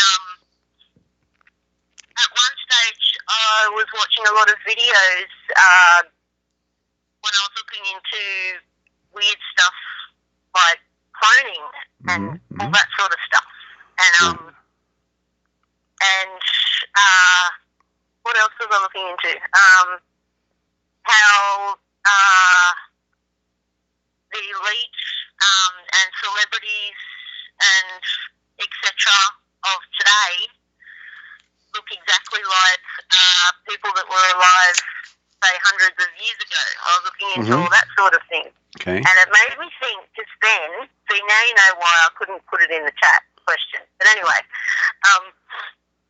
made me think just then, the Aryan line, for example, royalty, how they call them, blue bloods, they want to keep they want to stay, I don't like to associate this word with them, but they want to stay pure. Okay. Is that why a lot of them look identical because of that?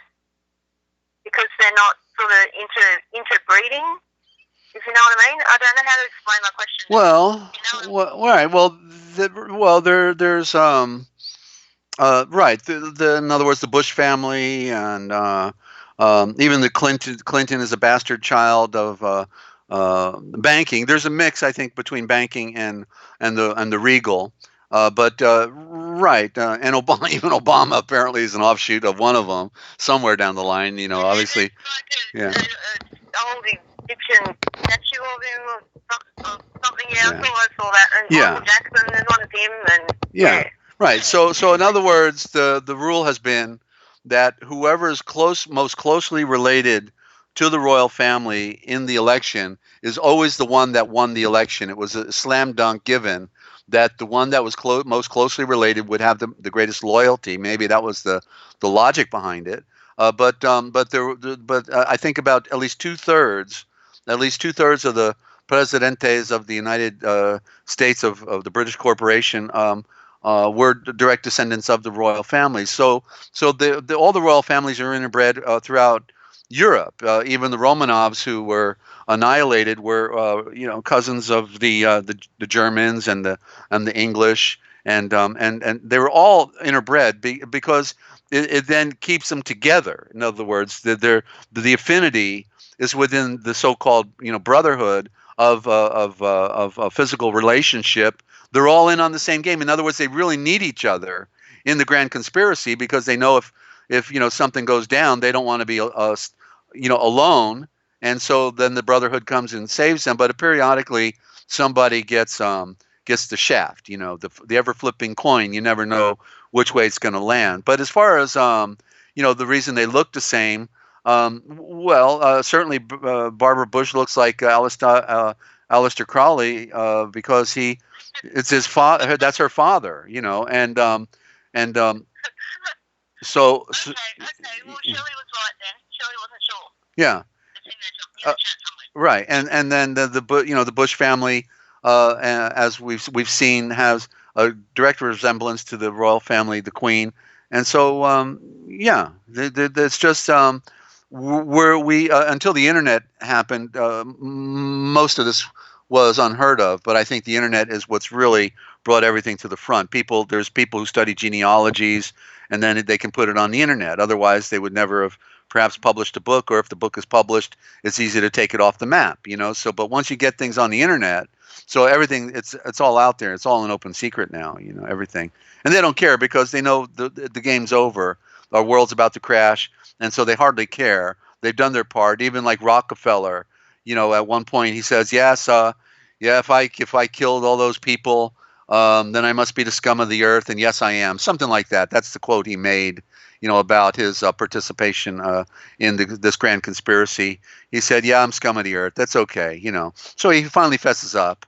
When I was a little boy, I used to go to Rockefeller Center with my dad in New York City, and then they have the Rockettes, who dance and lift up their legs, and they're dancing on the stage and all that stuff. It's the whole thing about Rockefeller. We get this picture of this important family, but we never know. But the funniest thing was that even in the cameo picture that was made of Rockefeller in honor of building the Twin Towers, right on his very watch. When you look at his watch, the time was set at 9/11 on his watch in the 1970s. So that's why they came out with the emergency number in America on the push button phones. The new telephones moved from dialing, like on the picture, the dial phone will turn into push button, and 911 was the emergency call, and so the emergency. Oh, the emergency. Go ahead. I'm sorry. Yeah. Finish your thought if you want. You just made me remember something. Okay, go ahead. I just finished. I was speed talking. Did you get it or no? You need me to say it again? Come on, you're on. Or you're off. Which is it? Okay, you're out of here. Goodbye. No, just kidding. Got to have fun with all this, right, Ninja? I mean, come on. I mean, I paid my dues. I can have a little fun, can't I? Yeah, you're making me forget my question. Remember when we were talking about 911 and 000 and how we didn't. I'm not saying anything. Will you stop it? We didn't. Now I'm laughing. She's gonna be crying in a minute here.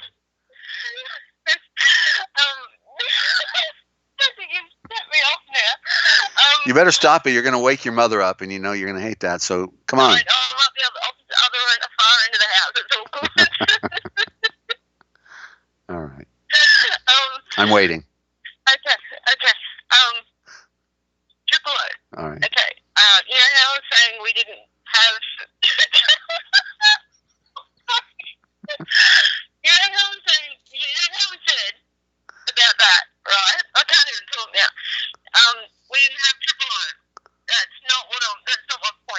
Okay. We didn't have it on the phone thing. You remember that conversation? Right. And so part of the conversation was when weird things happen in the sky down here, the first thing people do is call Triple O, right? Uh-huh. We've had a bunch of massive meteors, or so-called meteors, across all over the country in the past 2 weeks. And you know what everybody has done? The first thing they did was call Triple O. Mm-hmm. Yeah.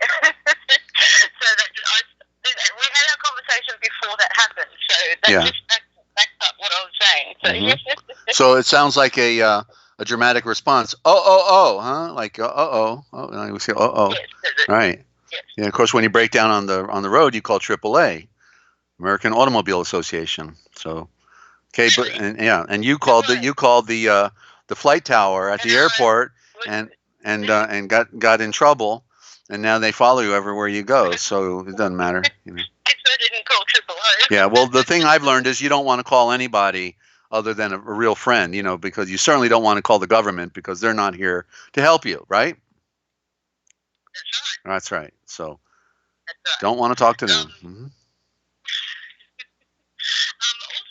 I just want to bring up something else that I don't know if anybody has noticed. You probably have. The fascination with twins when it comes to the elite. Their fascination with twins. I was researching that at one stage, but I can't remember much about it. I just remember a fascination with twins. And that just reminded me of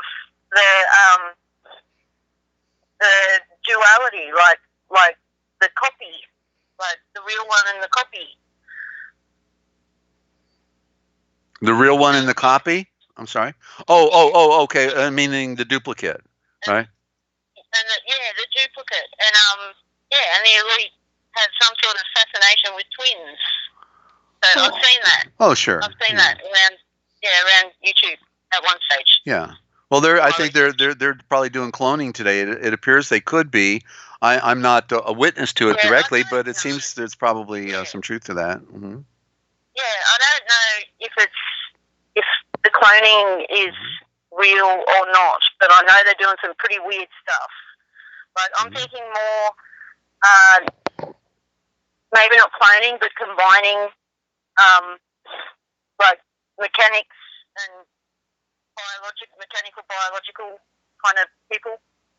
I think more sort of along those lines, like soulless machines that look like people.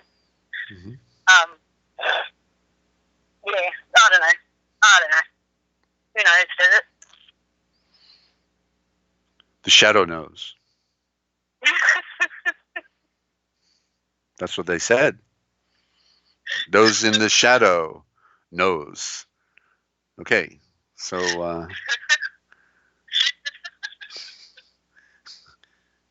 and we knows, right? Because we got a nose to nose, and therefore we knows, right? We knows now. Okay, because you've been tuning in. You now know, right? Okay, that it's bigger than we've ever thought, and we've got more homework to do, and it never stops unfolding. But the thing is, we have to be set free from them, right? Because they are liars, and they are eaters of mankind, and so we have to connect with Yeshua. That's the bottom line. I got a little cynical here today, and I can feel it. I can. I wish I could get off the roller coaster ride, but the only good news is that I've got some good news for everybody. This is not their world. That's the one good news that I have. Everything else is bad news. But the good news is we are not of this world, and therefore there is a way back home. But it is through the truth. We have to break away from the lies. We have to discover what all the lies are, swipe them off the table. What we're left with is the truth, because the truth is not a part of any lie. And if we think we can be saved by following false narratives and false ideas, just like the second coming, he's going to come. What? You mean he didn't come back from the dead? He's not here when he said, "Behold, I am with you always, even unto the end of the earth." He's not really here. How's he coming back? I wonder. What is he going to come back in an automobile or in a spaceship, or is he or what? I thought he was spirit. I thought the spirit is here, and the spirit comes when you're ready to receive him. That's got to be the greatest lie of them all, is that he's coming back when he's already here as spirit. Yeah. And he comes to somebody when they're ready to receive him.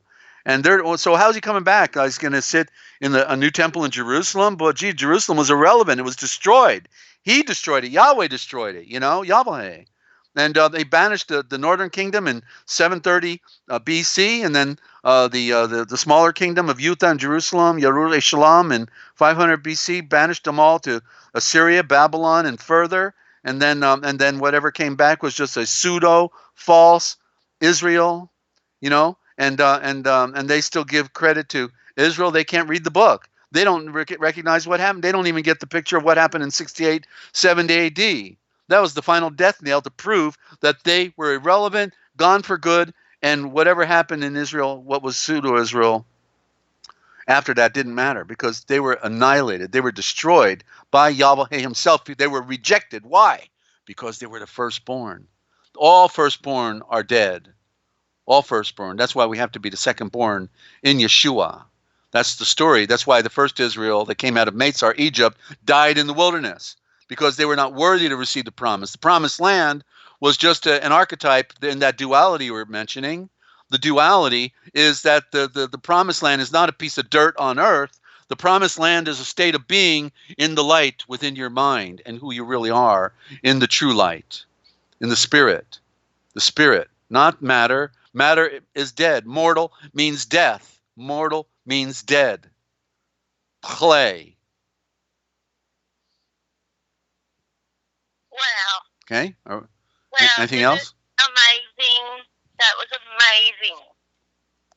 I could just sit and listen to this all night. Pardon the pun.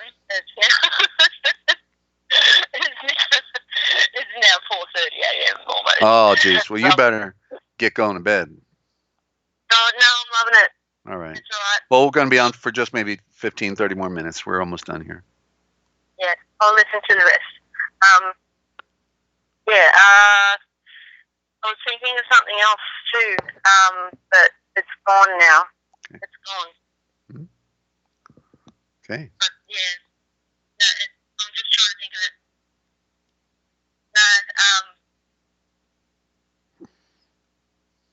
No, it's gone completely. All right. I should have written it down. That's all right. Okay.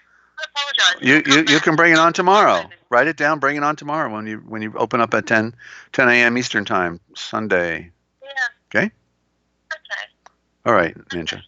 That's probably when it'll come back to you. All right, Ninja Cat 111 tomorrow at 10 a.m. and we do tomorrow we'll do 2. We do 1 in the evening also with Forbidden History Live. So double play on Sunday. We try to talk about maybe I'll have a special for the our spiritual. Definitely a day that we want to recognize our spiritual connection and try to go further. Some lost writings, maybe we'll find out. Okay, you just have to stay tuned. Desert, I just remembered. Okay. You were talking about the roller coaster and how you were cynical, and I wanted to reassure you that the roller coaster is all part of the transformation in getting closer with Yeshua. Mm-hmm. Mm-hmm. Okay? All right. Okay. Very good. You're right. Well, that's it. We have to go through a roller coaster ride on this planet, and that's probably why I hated roller coasters and went on very few, if any. Because I don't know. I just didn't want to go up and down, like that. And but I've been on my roller coaster. I've been on the worst one, So and I'm still here, and I can define things in ways that most people are not able to. So Yeshua is doing a major work here with the broadcast, with me and with you and with everybody else that is helping to produce. I love Shelley, Lynn, all of you have made major contributions to this effort, and so we're all sifting, and in the process, in my creation of light, my prayer is that all of you will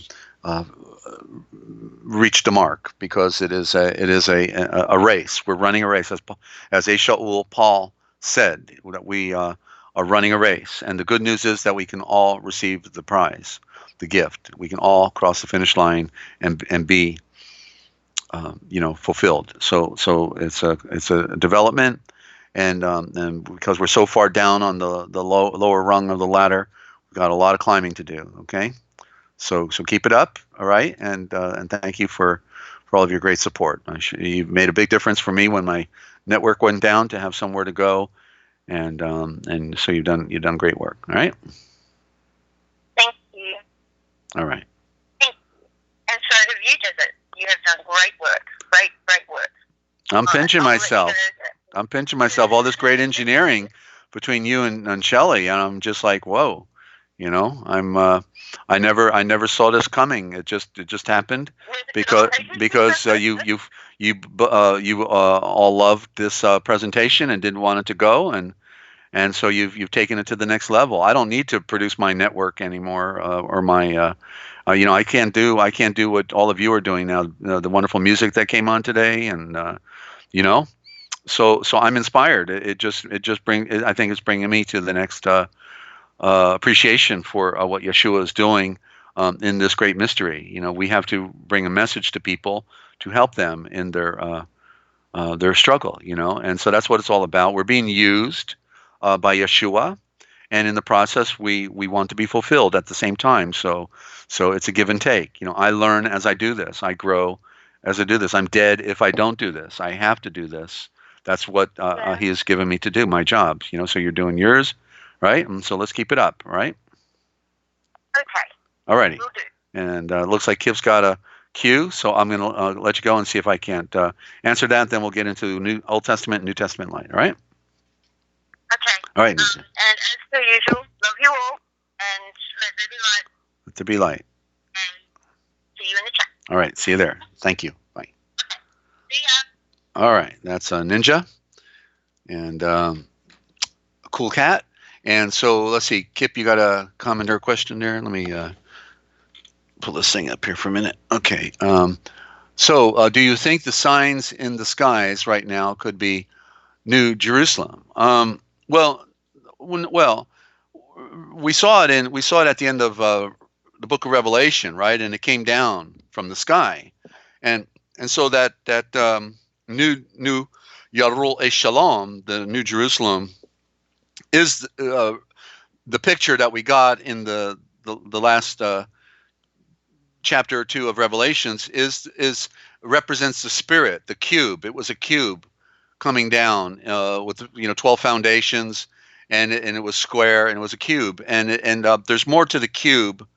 I'd have to go into my book on symbolism to comment on it, but basically it represents the spirit. It's sort of implying the dimensional fulfillment of our creation. And so the spirit is here. Yeshua is here.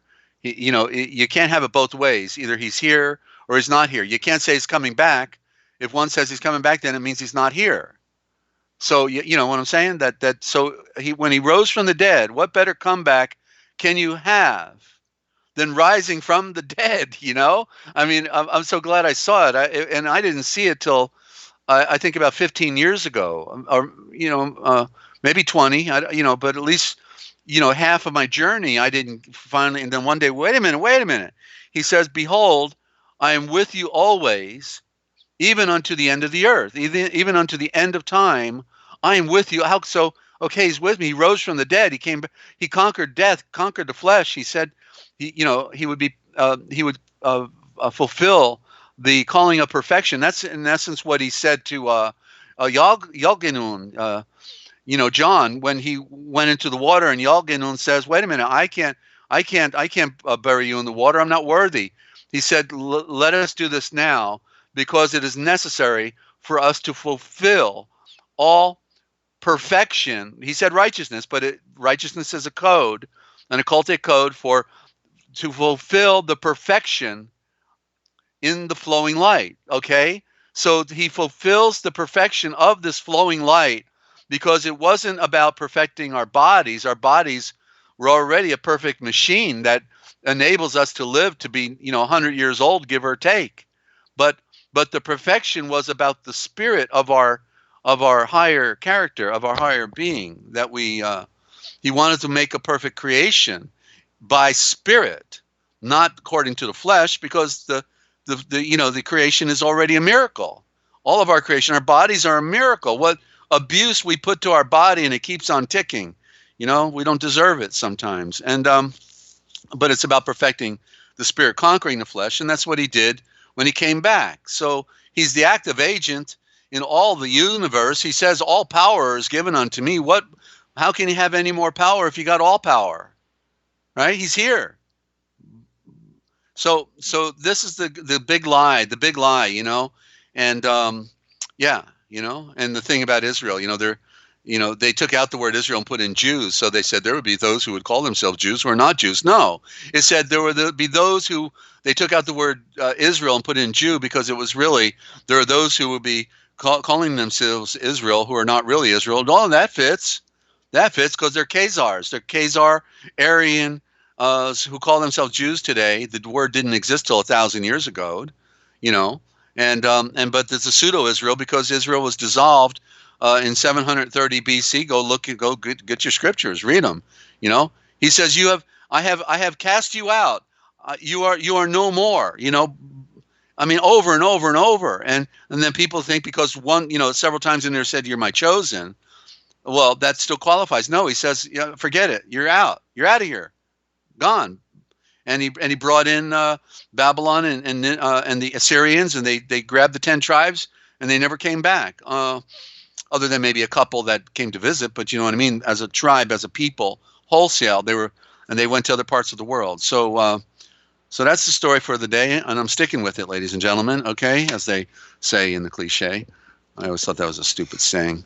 But anyway, let me see. I'm running out of voice here, but I want to try to just get out New Testament light and Old Testament light. We'll start with Old Testament light in George Lamsa. And I got 2 notes here. What's going on? Okay, here it is. 6th day, not 7th. Interesting. Very interesting little footnote of translations here. And on the 7th, our scriptures in Genesis 2:2 says, and on the 7th day, Yahweh, who is the great Elohim, and in our received scripture it says God, ended his work which he had made, and he rested on the 7th day from all of his work which he had made.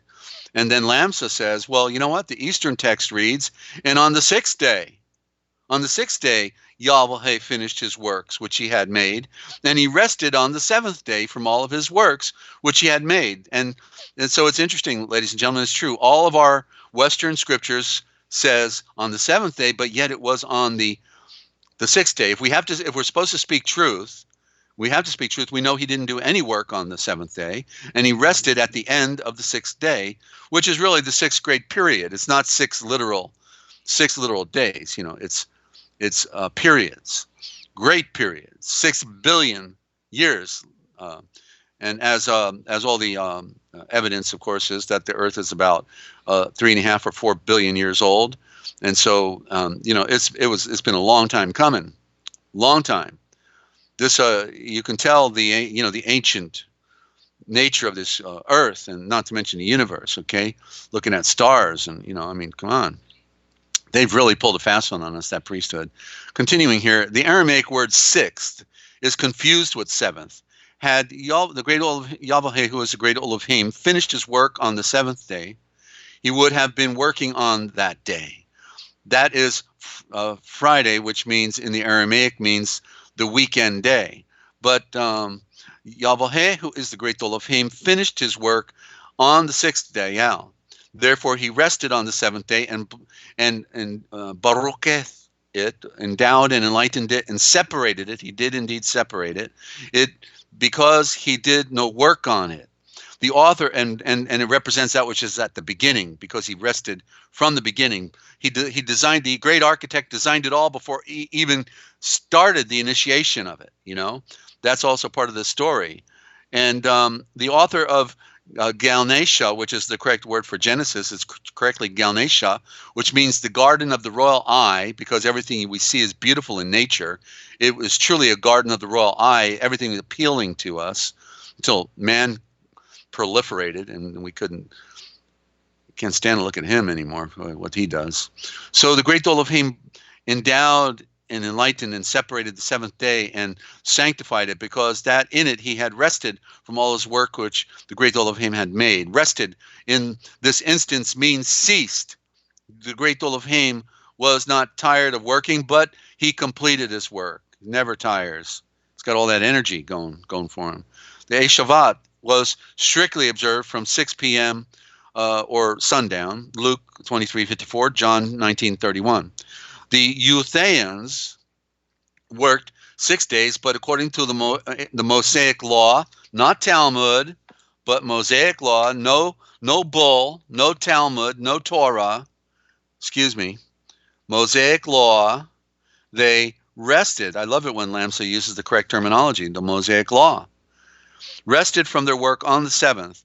Remember the Sabbath day, the Shavat, correctly, the Shavat. There's your Asha again, and the Vat for the serpent, the raw eye of the serpent, that which goes round back to the sun, the Shavat, to keep it pure. 6 Dayel shall you labor and do all your work. For in the 6 Dayel, 6 days, the Yahweh, who is the great Elohim, made the sun, earth, and moon, and all the stars, and the sea, and everything that is in them, and rested on the 7th Dayel. You see, rested on the 7th Dayel, did no work. Exodus 20:8-11, 6 days you will do your work, and on the 7th you will rest. Exodus 23:12. As we can see from the pure anointed shulteres, that's scriptures, no portion of Yahweh's work was left to be done on the 7th Dayel. The end of his work was on the 6th Dayel. The Peshitta, which is the Eastern Bible, what we call Eastern Bible, the pure, the original, the simple, is the only text that reads, on the 6th day, Yahweh finished his work, which he had made, which shows pure evidence of its pure origin, okay? The only one that gets it right. All the Greek, many of the Greek texts conflict with each other.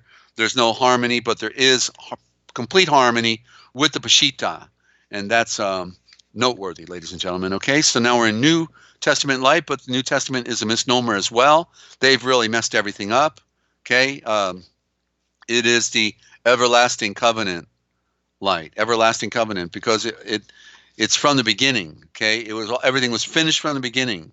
The covenant was already made. It was just a matter of us being able to enter in. We have been the problem because of the lower creation. The reason we need to be the second born. So in this Everlasting Covenant or New Testament Light by George Lamsa, we have the word confess. Whosoever therefore will confess me before, I think it should be probably profess. They put the con on it because they're good cons, but we can use it, I guess. So whoever will confess me before Ashan will I confess also before, or profess before my Father. Pro is for, okay, Father, which is in the throne of the Son. But whoever will deny me before men, him will I also deny before my great Father who rules from his throne in the Son, which is Matthew 10:32-33. The Aramaic word nodeh means to give thanks, but it also means to confess. Wow. Interesting. I read this already and I already forgot it. Let me highlight that.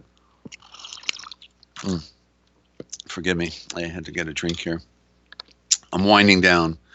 I appreciate all of you stopping by today and hanging out with me. You know, it means a lot to have other people who want to breathe the same substance of light that I've been working out all of these years, you know, because my daughter was my biggest motivation. You know, if anybody, I brought a life into the world and I said, geez, what am I going to do now? I got to give her the truth because, you know, I want her to become a second born. I want her to live forever and not, you know, die in this pathetic world, not gaining the true knowledge, you know. So she was my big inspiration, obviously.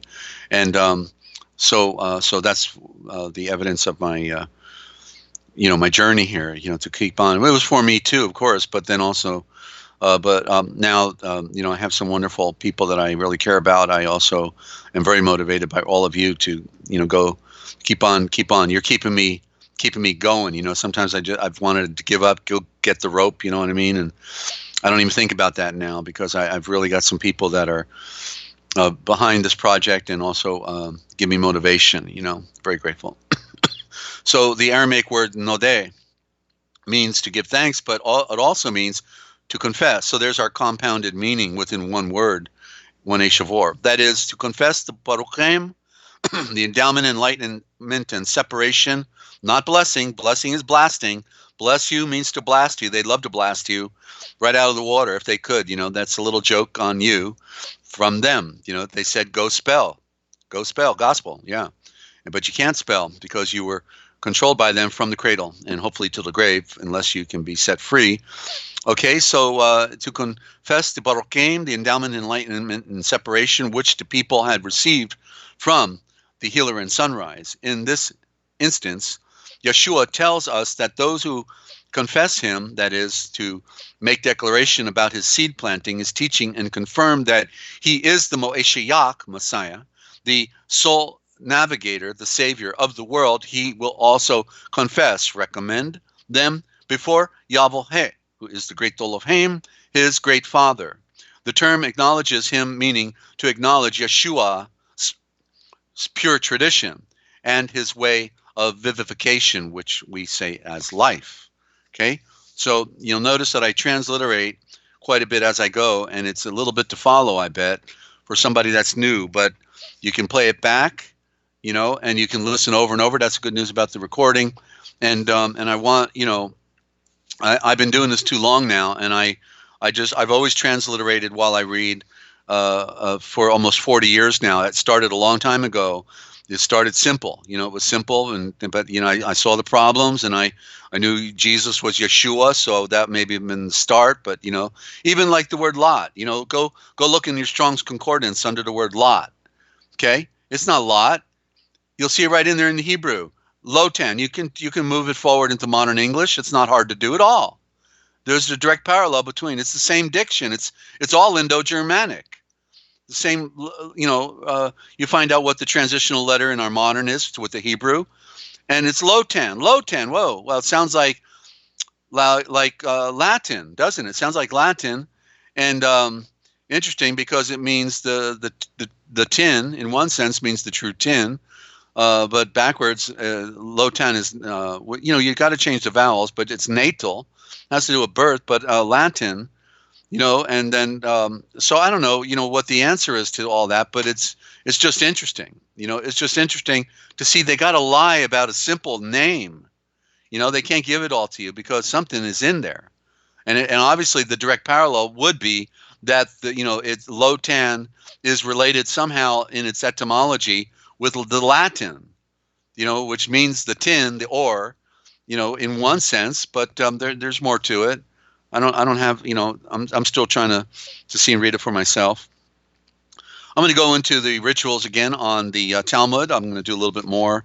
And actually, no, I don't know. I had the Scenes Origin of Christianity by Edmond Bordeaux-Zaquet, and I was reading that earlier, and it had some rather interesting stuff to say. So I think if I've only got a little bit of wind left, I think you want to hear this one because this it's a second witness to what I've been saying. Okay, I don't make anything up. It's about discovery, and you discover, you fall flat on your face onto the concrete, and the truth is looking right at you. And then some people, as I say, then just pick themselves up, brush themselves off, and will keep on walking after they fell right flat on the truth. And because they can't get it, they can't put their hands to the plow and plow that field. It's a hard thing to do, plowing a field. In fact, that type of action I wouldn't even want to have to do. I can't get over those people that used to plow the field way back then. What a work, And love truck driving though. That was fun to do. Other than the fact that I didn't go home, I don't think there was a better job than just being a commercial tourist going all over the country, especially out west in the beautiful wide open spaces. Watching the sunset and listening to talk radio and. Didn't care much for that squawk box and not much to listen to on there. But anyway, so I'm reading about criticism of sources. So I'm reading the book myself, but I'm going through. When I find something of interest, I want to share it with you. You know, so here we go. We shall consider all the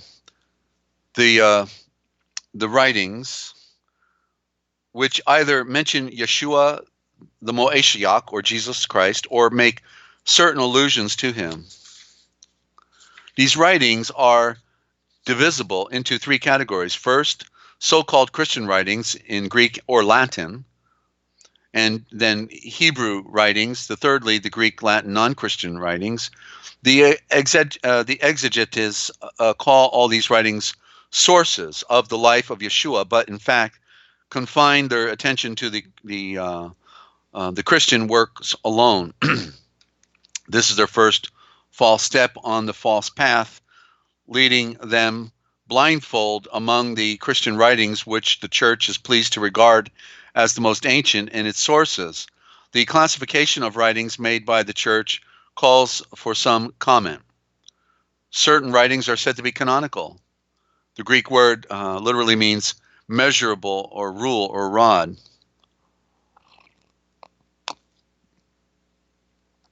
And thence table or list or even chronological calendar. That writing is said to be canonical, which conforms to the rule of the church, capital C, and is included in the list or table drawn up by the church of works favorable to her authority, Babylon. The canonical writings consist of the Old and New Covenants. The canon has a history. Love that canon, don't you? You know, they want to blast you with it. Bless you, my son, blast you with our canon. Yeah, the fire of their canon, their papal bull. The original catalog of admissible books underwent revision several times in accordance with the necessities of the moment, and the canon was not declared ne vertu by the church until about the year 405 AD, or the 5th century. St. Augustine, who died in the year 430 AD, did not recognize it, and we find that two of the oldest New Testament manuscripts of date subsequent to the drawing up of the canon contain writings which have no place in the canonical writings of today. How then can we trust the authority of the church even in the matter of scriptures? Schulteres. Why did they change all the words? Anybody? Tell me. Okay, that's my job, I guess. All right. In the eyes of the church, the canonical books are revealed, are inspired by the Holy Ghost. And ghost actually, with the G being a code, and as I've been learning with the Indo-Germanic, somehow the G mysteriously comes out of the H, so we could drop the H for a minute, and there we got the Holy Host, right? There you go. It's the host, because who is the host? The Spirit. The Spirit is the host, ladies and gentlemen. It's not a ghost in that sense, you see, but it means the sun. So the G is the sun. So the host goes back to the sun again, the star. That's our host. We're going around the sun. Of course, not according to those who are following flat earth, I'm sorry to say. The church regards them as truer than the books of history and considers them to be authentic, with a known author and an exact date. The exegetes of the church share their mistress's view, meaning Lucy, while the laymen who reject the church thesis of the divine inspiration of the scriptures label them liberal and independent. Yet, even when they make so bold as to doubt the authenticity of certain canonical writings, either wholly or in part, they still guarantee their historicity. Okay, they say no more than that a certain writing or part of it is improperly ascribed to a certain author and then assigned to it, say, the second half of the 1st century. These Byzantine divergencies are of no importance. From a historical point of view, both the church and critic are in error, the formerly knowingly and the latter unwittingly, as to the authorship of the canonical writings and as to their respective dates. A second category of writing of Christian origin are said to be apocryphal. That is, they are books which should remain hidden. Ugh. Why? So in days, because you can't think for yourself. We got to protect you, babe. That's right. So in days when she had the possibility, the church destroyed such parts of these writings as she found embarrassing. I'm so embarrassed. Certain other parts which suited her purpose have found their way into canonical gospels. Certain other apocryphal writings which have survived are so ridiculous that one can only suppose that they were manufactured by scribes out of the unused remnants with a view to disqualify them en bloc. The church having first extracted from them any material which suited her history. It's a possibility. Could have happened. According to the exegetes, these apocryphal writings are devoid of historical interest or utility, though this is perhaps too arbitrary a judgment. The third category consists of so-called heretical documents. They are part of a parallel Christian literature, but do not conform to the truth today admitted by the church. The church regards them as regrettable, and so does exegesis. There are the agrapha, the agrapha, unwritten sayings which once were written, though they have since been destroyed. All that remains of them are few citations of the works of the various scribes. Finally, we have the apologetic and controversial works, increasingly numerous as we recede from the times when Yeshua lived, and the works of the early fathers. To these, the church attaches great importance, and rightly so. For it is from these works, more or less retouched, arranged, and harmonized, like that term, harmonized, they put harm in it and harmonized it, that she was succeeded in manufacturing the Gospels. Gospel was originally Evangelion. Evangelion literally meant the star message of enlightenment, but they had to get rid of that word. That was too obvious, and they put gospel there to go spell. Go spell if you can spell, ha ha ha, because we don't think you can, they said. These apologetic writings do everything possible, though in a more brutal manner than official gospels, to pervert and destroy the historical truth. And the perfect example would be, ladies and gentlemen, that there never was a town called Nazareth. It wasn't a town, it was a culture, the Nazaré. The Nazaré were those who maintained the pure line back to their father Adam, okay, the pure Aryan line who had breathed into his nostrils the nasal ray, the light into the nostril, the nasal, knowledge, gnostic, nostril, knowledge, nasal ray, the nasal, you hear the word nasal. It was what was breathed into Adam was preserved by the pure line that came through Enoch, through Nova, through Asham, through Zavramhaim, all the way down through the royal family, okay? Pure, unadulterated race of a pure Aryan breed, blonde hair, blue-eyed, white skin, that because Yeshua wanted to be identified with those who were represented and in the metaphors called sun gods or sky gods, okay, or children of the sun. That's obvious, and that is natural, clearly, when we realize that he rules from the throne of the sun. He would want to be represented by this nature, this type of a nature. It was the evidence as well for those of the time as to their superior quality and their descendants, right? Not to be as like a counterfeit, of sorts. So yeah, it's and then a little further. Okay, so now historians recognize neither canonical books. Oh, wait a minute. Let me back up a little more here. From a historical point of view, from a historical point of view of Christian writings into different classes is based on no authority except that of the church herself. Speaking about the mother whore, of course, it is a distinction without scientific value. So then that would be like, talking about the Apocrypha also, just, yeah, in other words, don't, we'll tell you, what's canonical, what we can put in the canon and shoot at you. But, don't read these other books. Don't read them. We're not talking about them at the pulpit. And don't look at them, don't read them, because we don't want you to be set free. Okay, we want you to be enslaved to us. But the Enlightenment is what sets us free, ladies and gentlemen. We can see and read things for ourselves. We can know that we know that we know, and it is Yeshua who is our tree of knowledge and revealer. For the moment, I'm just a supplement that's introducing you to something, because it was about the Enlightenment that came 2,000 years ago. That's what Elijah meant, when they said, well, in the end, Elijah will come. But that's not what they meant. It wasn't that John was the reincarnation of some other guy.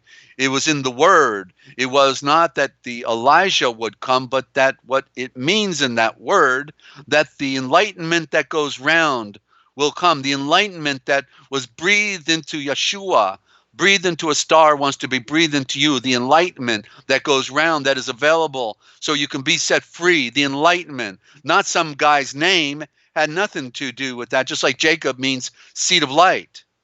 Seed of light. And then instead of spelling it seed of light in the scriptures, they keep putting Jacob, and Jacob this, Jacob that, Jacob this in the other books. But it's because it's a code, and they don't want you to get the picture. Just like Gabriel, the giver of light, come to Mare.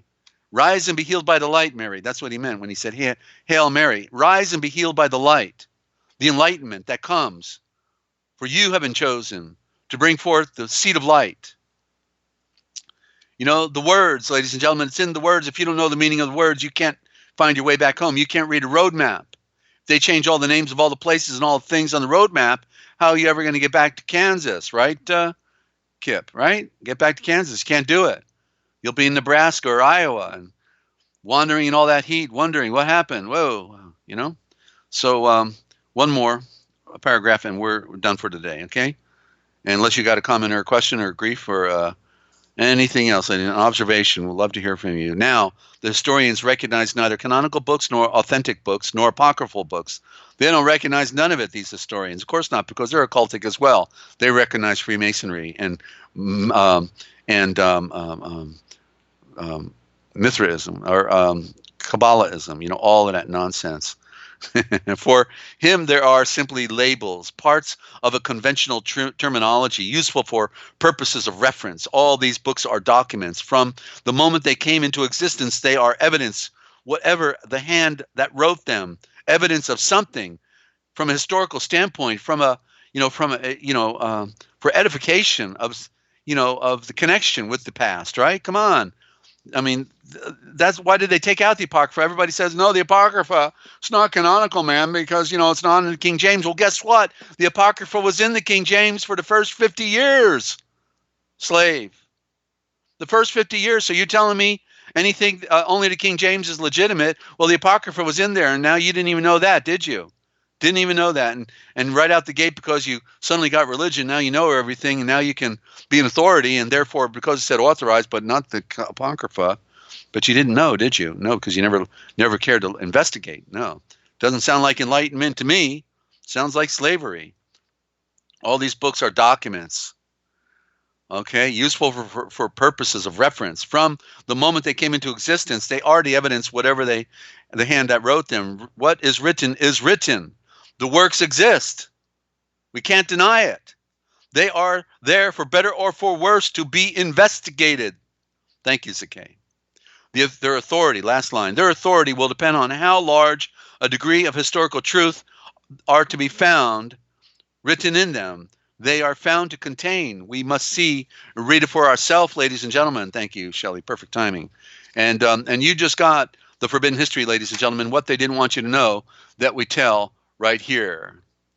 And the King James had been changing from day one. That's what's also part of the story, Kip. There's several versions of it. I mean, it kept evolving and changing, and it never was authorized officially. Never. But they put the word there, and it gives it quite an authority, doesn't it? Yeah, sure does. But what I want to know is what was authorized prior to King James. It's like, okay, wait a minute, boom, they cut us off with the 1,500 years prior. If King James is authorized, then what was authorized prior to that? Oh, I guess we didn't have one. It just boom, bang, bing, a bomb, bing, boom, bing, just popped into planet Earth, and now we got something that's authorized, but never was before. Wow, okay. And Lynn, you're saying my grandmother had a huge Bible on her table. It had a book of Enoch in it. Whoa! And when she passed, her son took it. High level Mason. Wow. Would have loved to seen that one, Lynn. Okay. Good to have you. And Kip has another question. Scroll up a little. Okay. Thank you, Shelley. And let me scroll up here. Okay. So desert. So is the Earth? So the Earth is moving. What are the pillars the Earth is set on? Well, I need you to refer to the scripture, but yeah, the Earth is an orb, just like all the other, the sun, the moon, all orbs, and they're referred to in our scriptures as spheres, particularly as spheres, and so the pillars that are the sun and the moon. You see, the sun and the moon represent the two pillars and the twin towers. They are when what are called in King James the idols. Well, the idols were the two pillars, and they are representatives of sun and moon. That's ultimately what the twin towers were representing. And when the twin towers came down, it then represented officially the ushering in of the new age.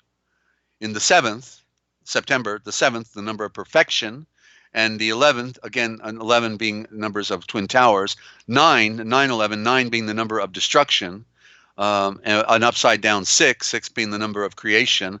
And so it was like saying the end of an age. Whereas every day a new sun is a new day, or at the end of the solar cycle it's a new year. And so when these symbols of sun and moon go down in 2001, because 2001 is a new millennium, it was symbolically the representative of a new age. But yeah, so everything came out of the light, out of the sun. And I highly recommend, Kip, you get a copy of the most important translation to date of our scriptures out of the Greek, and it is Farrar Fenton. Okay, Farrar Fenton, and in there, the word sphere is used in the Book of Psalms, in First and Second Samuel. I've got pages that are tagged, but I'm all talked out today. We can approach that again on another program if you want. And thank you. There's Farrar Fenton right there. He read the Greek and Hebrew for 40 years, never read the English. He said, I don't want to be influenced by mistranslation, by politics, by religion, by dogma, by mistake. I'm going to read, for right out of the university in the 1860s, he said, I'm going to read the Hebrew and the Greek, and then I'm going to do my transliteration. And he has the most important translation of scriptures from the Greek. Lamsa and Etheridge have the most important from the Aramaic, okay, and the Metzerite text is a fraud, and came out of Switzerland and is brought to us by the Jewish banking and the Metzerites, which is the original word for Egypt. Go figure, okay. We now have an 8-pack. That's right. That way we have an 8-pack. Seems like we're actually growing here, and can't wait till we get that 22nd subscriber. It'll be the number of perfection, and I'm really grateful today for all of you hanging out with me. They've stolen our world. Don't forget it. We've got. I bet you right now it's already posted, but within the next hour for sure. Usually by 4 o'clock Eastern time, Dane Wigington is posted. And I don't miss Dane because he's on the tip of the needle, exposing the geoengineering and the takedown of America. Nobody, says it better than Dane Wigington on the issue of geoengineering, on the tip of the needle. Okay, and I keep him in my creation of light, my prayers, because I know they hate this guy's guts. They take him down in a heartbeat, but I think maybe they just have a little too much respect for him. It may be because they've taken down most of the good people that are telling anything, ladies and gentlemen. But Dane is still ticking. I've been following him for 10 years. So give him your support and tell people about Dane Wigington and geoengineeringwatch.org. Deborah Travaris is another heroine in our land. Deborah Travaris, she's got stopthecrime.net new as far as on her YouTube channel, stopthecrime.net new. And her website is stopthecrime.net, I believe. So just check out, these other alternative venues. I don't listen to a lot of other programming or research, but I recommend them, not as much with Deborah because I'm not into the political anymore and the sensational takedown of our world with G5 and all this. I already know all this stuff. I was talking about Project Bluebeam back in the mid 1990s. Okay, 20 years ago we were talking Project Bluebeam and how they were going to burn up our planet. Target different settlements on the planet. With these satellites and with these other warships, they fly through the air. Had no idea it would be so dramatic the way it is, but we knew they were lining it up. We did know that. I was working with a retired intelligence officer that was also voice and mission control for 2 years. He was obviously working both sides. He was helping my organization out. It took me 10 years to figure that one out. But he helped me find the underground base in Jackson, Mississippi when I was under a squadron of 30 UFOs. So he pointed me in the right direction. So he knew, and so, yeah, it's an amazing world we've got, ladies and gentlemen. And I'm reading Kip, the pillars of the earth are the Lord's, and he has set the world upon them. Well, you see, but the word Lord is Middle English, and Lord means sunrise. Okay, so in other words, if you had a Lord, and you were talking to him in the original, you would be saying my sunrise. Okay, Lord. In other words, let's go to Hebrews, where it says that Sarah called Abraham Lord. Okay, but Lord is English, and so when we go to the Greek, we find out it was Donai, or into the Hebrew, it was Adonai, which the A is really silent, and it's Donai. And dawn, you know what the dawn is? It's when the sun comes up, and the I is the sun. So Donai means my sunrise. So when it says in our modern English that she called him Lord, what she really called him was my sunrise. What did it mean? My sunrise means my everything. You are my everything, Abraham. You provide us with knowledge, with sustenance, with love, protection. You see? So that's how the problems go with the Yochelleg. Where did that one go? It was on a map. We've been seeing it all of our life, but nobody told us till you came here what Esha means, that it's the royal eye. So we have to have royal eyes, Kip. We've got to see things in a new light and with, and hear things we've not heard before. So it'll all start coming together if you go listen to our back issues. Go to the Forbidden History series, 4 words, the Forbidden History series. Go to June 21st. It's called the Premier Edition on that channel, and then work your way forward. Those first 2 weeks, this time last year, June 21st, 2018, for those first 2 weeks, I just let all barrels, double barrel shotgun, okay, because I didn't care anymore. I didn't care what people think, or about any, argument or criticism that would come anymore. I've been too far down the pike. I've had it all happen to me. So I just loved saying it the way it is. I talk about the real flood, the true. Nobody talks about the real flood of Noah. They still don't get it. Nobody talks about it. I've been talking about it for several decades. Okay, I've known about it for like almost 40 years, and then little by little, I introduced it in my radio broadcasting, on my network. But people are, the bottom line.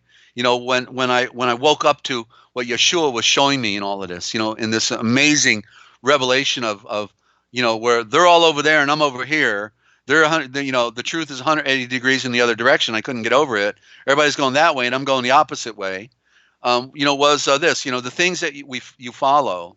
This was my saying, I ultimately got, the things that you follow are, especially in pertaining to our spirituality, or religion, are these the things that have been handed to you by tradition, or are these the things that have been revealed to you? Because see, the things that have been handed to us by tradition are part truth and part lie, and ultimately, when you receive the revelation through Yeshua, through the enlightenment, let there be light, then all of a sudden you find out that you're standing alone with the truth, because everybody's following the false narrative. Part truth, part lie. But it says in 1 John 2:27, the truth is not a part of any lie. And even as it has been revealed to you, you shall remain in it. I'd rather stand alone with the truth than be in a sea of lies and a crowd of people following false narratives and thinking that they're saved when they're doomed. I want the truth. Nothing but the truth. So you'll help me, Yavohe. And it's based on symbol, and it starts with the symbol, and the symbol is in the alphabet, and then each letter is a word. Okay, so so I'm so honored to find so many wonderful hearts that come on the broadcast, and they're gentle. With so many of these other channels, we find people picking on each other, throwing punches, and saying stupid stuff. And I know one thing that's occurred with this broadcasting that the Heavenly Father, has allowed me to initiate since last June 21st is I've met some very outstanding people who actually, forgive the French, but give a damn. That's my old saying from political activism. Nobody gives a damn, but you folks, have heart, and you are sincere and trying to figure things out, and a motivator for me to keep on going. Because when I knew all this and nobody cared, I really wanted to die. I got to tell you, I really wanted to die. Because it's like, Father, why did you show me all this stuff and nobody gives a damn? Nobody cares. They don't get it. I have a dozen friends who never call me from all my past broadcasting days, and they're not here on the chat. Only one. The other day, Cynthia came by. Sage, my old co-host. Okay, so she's the only one. But all these other people, they still can't figure Desert out. They want to actually condemn. Some of them would even because of their narrow Christian bigoted views would want to condemn me for wanting to know the real meaning of a word. To know the meaning of a word, they think you're stupid or something because you want to define things correctly, because you're willing to go where nobody else seems to be going. They would rather go to their 45 minutes on Sunday and say, Jesus loves me. Yes, I know, for the Bible tells me so, but I can't even go spell, and I don't know anything, because it's all a false narrative, and it's not enlightenment, it's propaganda and brainwashing. Be set free, ladies and gentlemen, and don't forget, you heard it here first. I'm Dezert-Owl telling you, if you want to know the future, you just need to look for the Forbidden History, because it's all right here. We played out 3 hours now. I think it's time to go, but thank you for tuning in, and don't forget, we're all doing time. And for some of us, it's hard time, and we're never going to get over the pain. We're just going to have to learn how to deal with it, and that's what we're going to do right here, continuing. Picking it up tomorrow, 10 a.m. Eastern Time on the Ninja Cat 111, and then tomorrow evening at 8 p.m. Eastern Time on Forbidden History Live, back right here. Thanks for tuning in. Thanks for all your wonderful thoughts and for being there, okay? I highly appreciate it and appreciate all of you. Don't forget, tell a friend. Desert out.